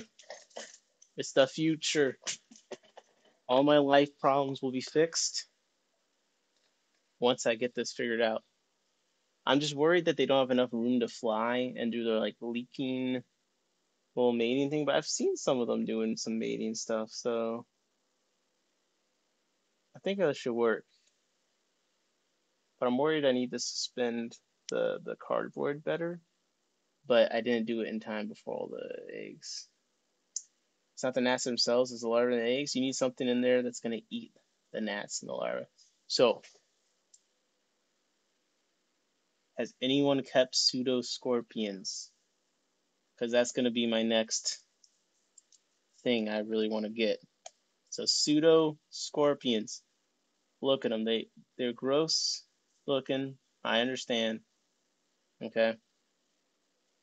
They look like ticks mixed with the scorpions. It's terrible. It's fucking awful. There's so many things I'm dealing with these days. I hate it. But look, the flies and stuff. I gotta do what I gotta do. Okay, it's for the fish. Finally, the plan is unveiled. God damn it. William, I forget William's always everywhere. He knows everything, I think. Testing water outside for free tanks. She just grabs a scupper and pulls them before they grow up. The budget Lyndon Sterling music is killing me. I'm figuring it out. Yes, so pseudo scorpions. So first of all, they just look cool. But the problem with mites, right?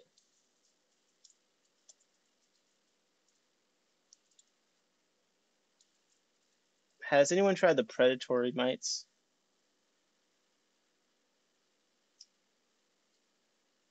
So you get all these mites, you try the predatory mites, okay? The predatory mites, though, they die after they eat all the mites. So I'm like, I want a micro predator that's going to eat mites and fungus gnats and eggs and stuff. Enter in the pseudo scorpion, bro. This is the key. This is the key. You know a game that I played briefly when I was a kid? Gungan Frontier. Anyone ever heard of this? Gungan Frontier. I can trace so many things about how I do in this hobby throughout my life to games.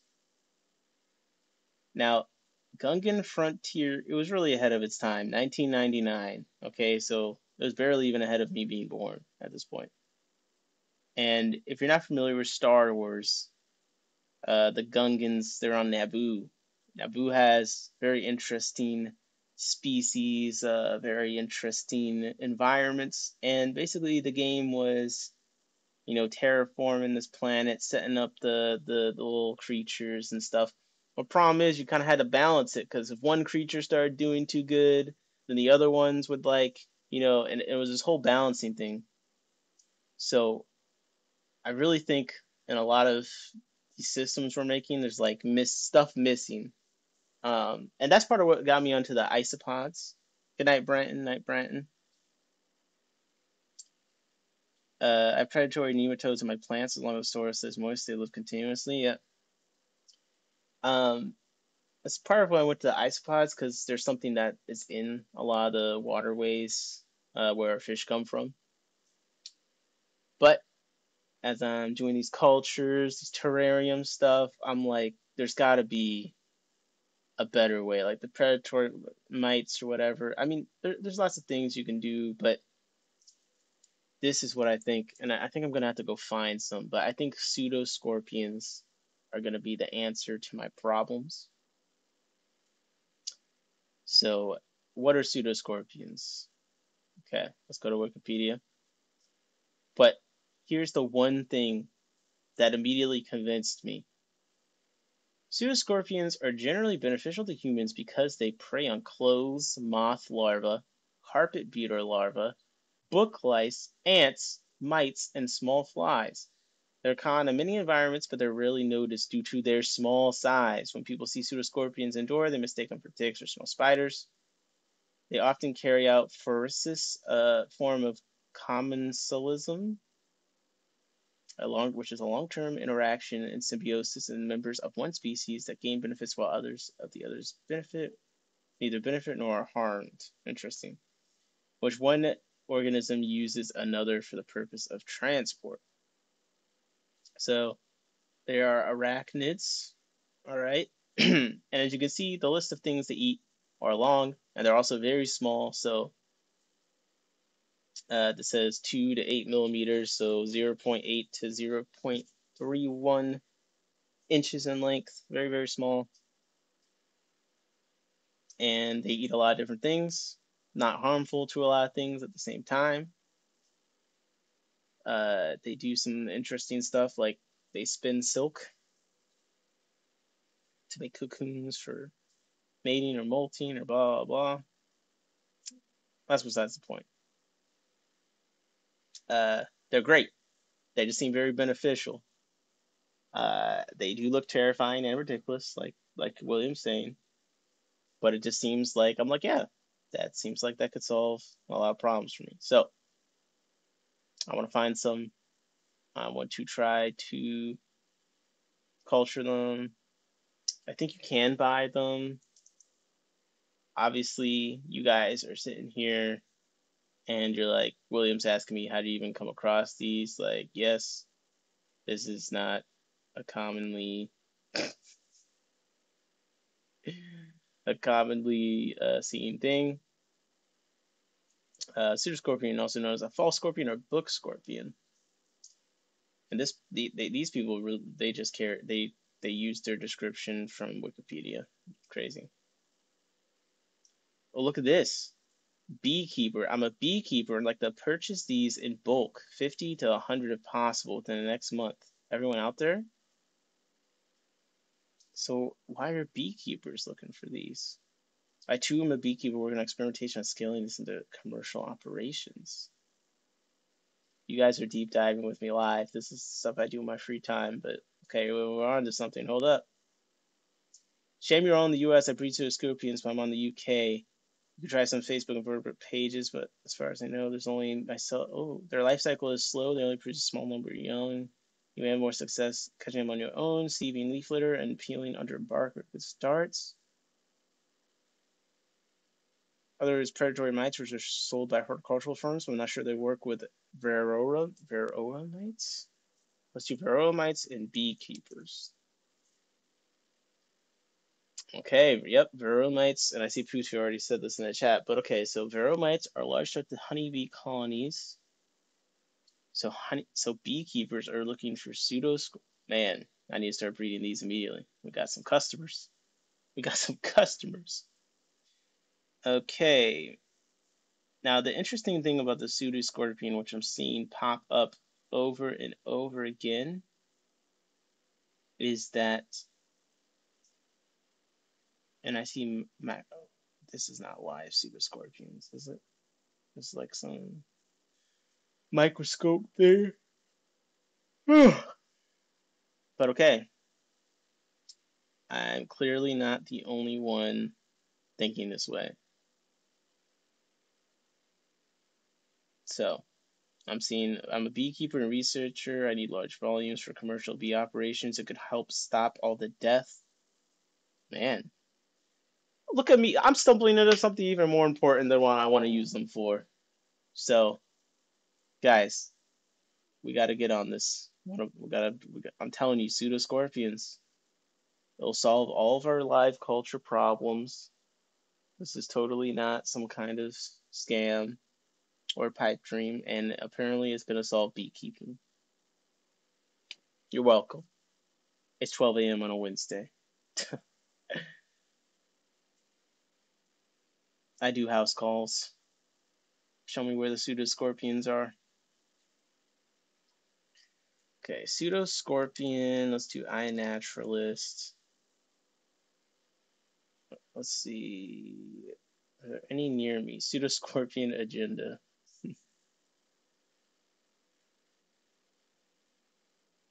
Okay.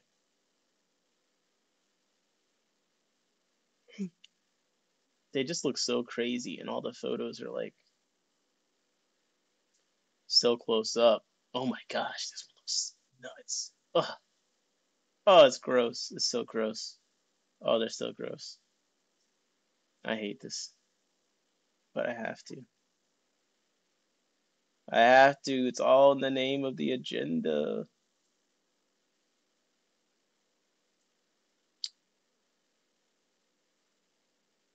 This guy got some great photos. Wow. Look at that. You see the hairs. There's something about hairs on a bug that never stops being gross to me, no matter how many times I see hairy bugs. It don't even sound right to say out loud. So let's look on the map. Let's find a species in Maryland. And I'm just gonna say, I'm so mad right now because I have done so much looking for isopods and things like that, and there's not this many observations of isopods. Not at all. Bro, there's a billion observations of these pseudoscorpions. They said they're small and hard to find. I feel like the isopods are much easier to find. There's like nothing. Pseudoscorpions, they're finding stuff everywhere. So yeah, I'm mad, bro. Where's the love for the isopods?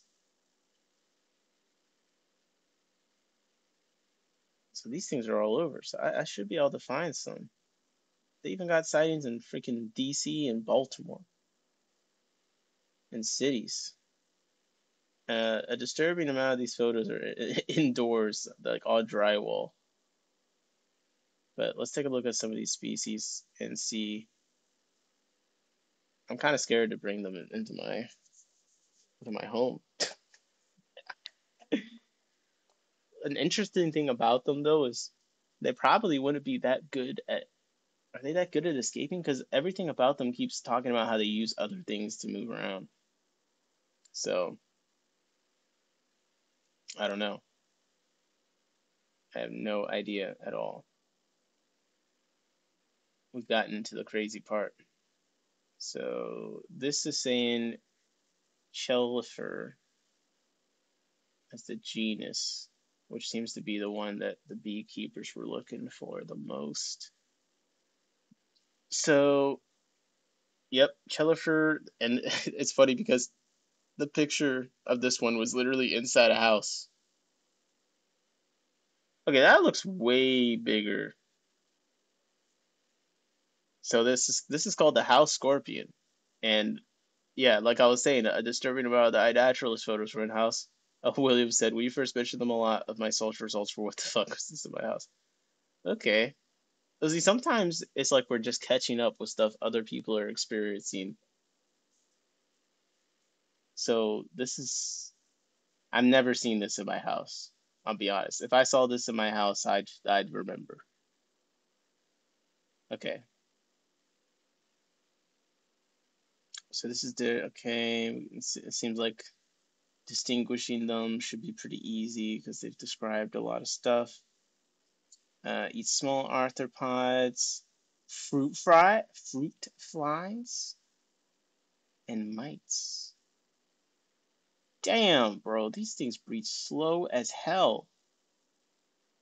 Male maintains small mating territories a few centimeters in size. Female enters the territory, the male initiates a mating dance and eventually deposits a spermatophore, which is then picked up by the females. What the fuck is that? Jesus, it's just like a giant capsule sperm. Okay. Weird as hell. Okay, so it drops off a glob of this stuff, and then the female picks it up And then the fecundancy is 20 to 40 eggs. The development stage from egg stage into maturity takes 10 to 24 months. How does this work? How are these things around so much? 20 to 40 eggs in up to 2 years from maturity? And they rely on other things to get around. They're small. Bro. So if I squash this in my house, it's like 2 years of growth for this thing to get here. I'm back. I just got on the list. What'd you get on the list for? Ooh, the vendor directory for the Milwaukee Aquarium Society Breeders Only Swap. Wow, he's on there with that Fish Empire, Aquatic Wonders, and Carl Dunkovich. Congratulations. I got a Google Doc. Man, looks like it's going to be a big event. Congrats, congrats.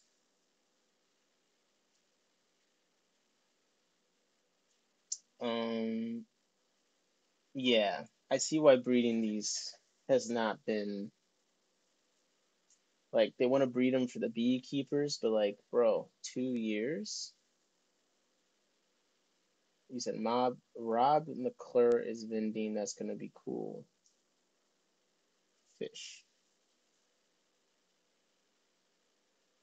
Okay, it sounds like a breeder guy. Got a bunch of catfish. Okay, back to the pseudoscorpions. Are there any faster breeding ones, bro? Like, I'm not trying to wait 2 years. This is nuts. This is so nuts. Fast breeding pseudoscorpions.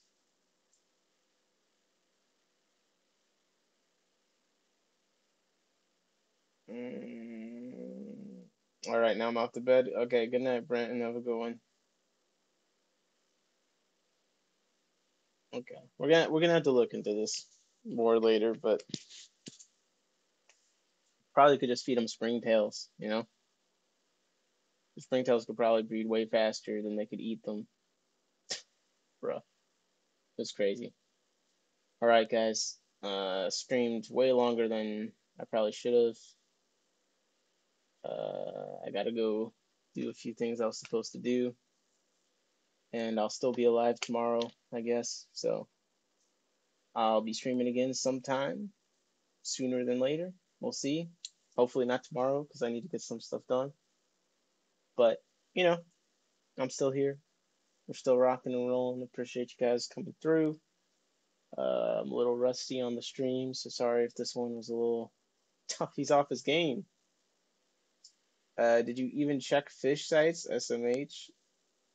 I gotta leave a little bit for the further streams, man. I'm struggling. I'm struggling to speak, But I think we'll have some good stuff to talk about.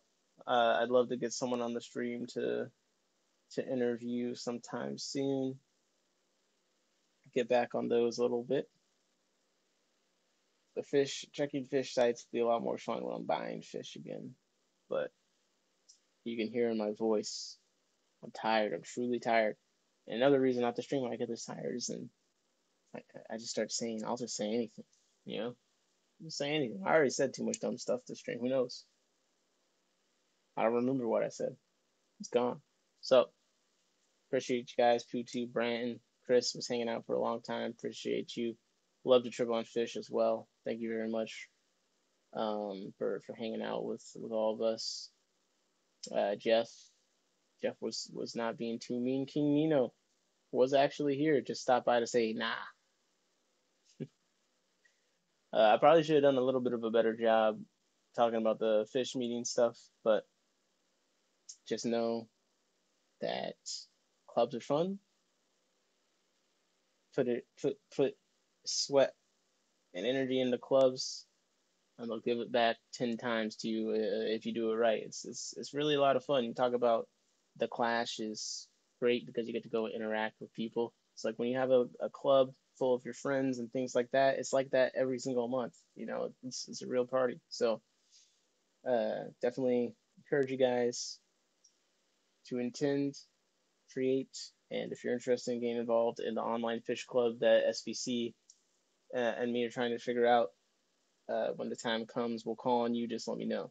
So, that being said, it's been a good stream. I missed hanging out with everyone.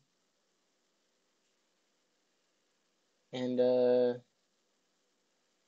excited what you do with the new powers. First meeting sounded fun. Yeah, it was really fun. I'll probably do a post on socials with the pictures more coherently laid out to get a feel for it. But it was a good time, good people.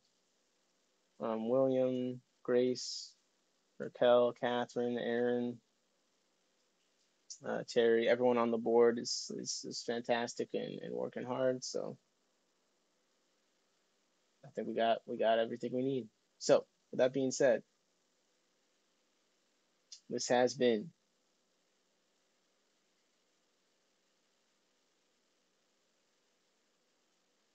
In My Tanks.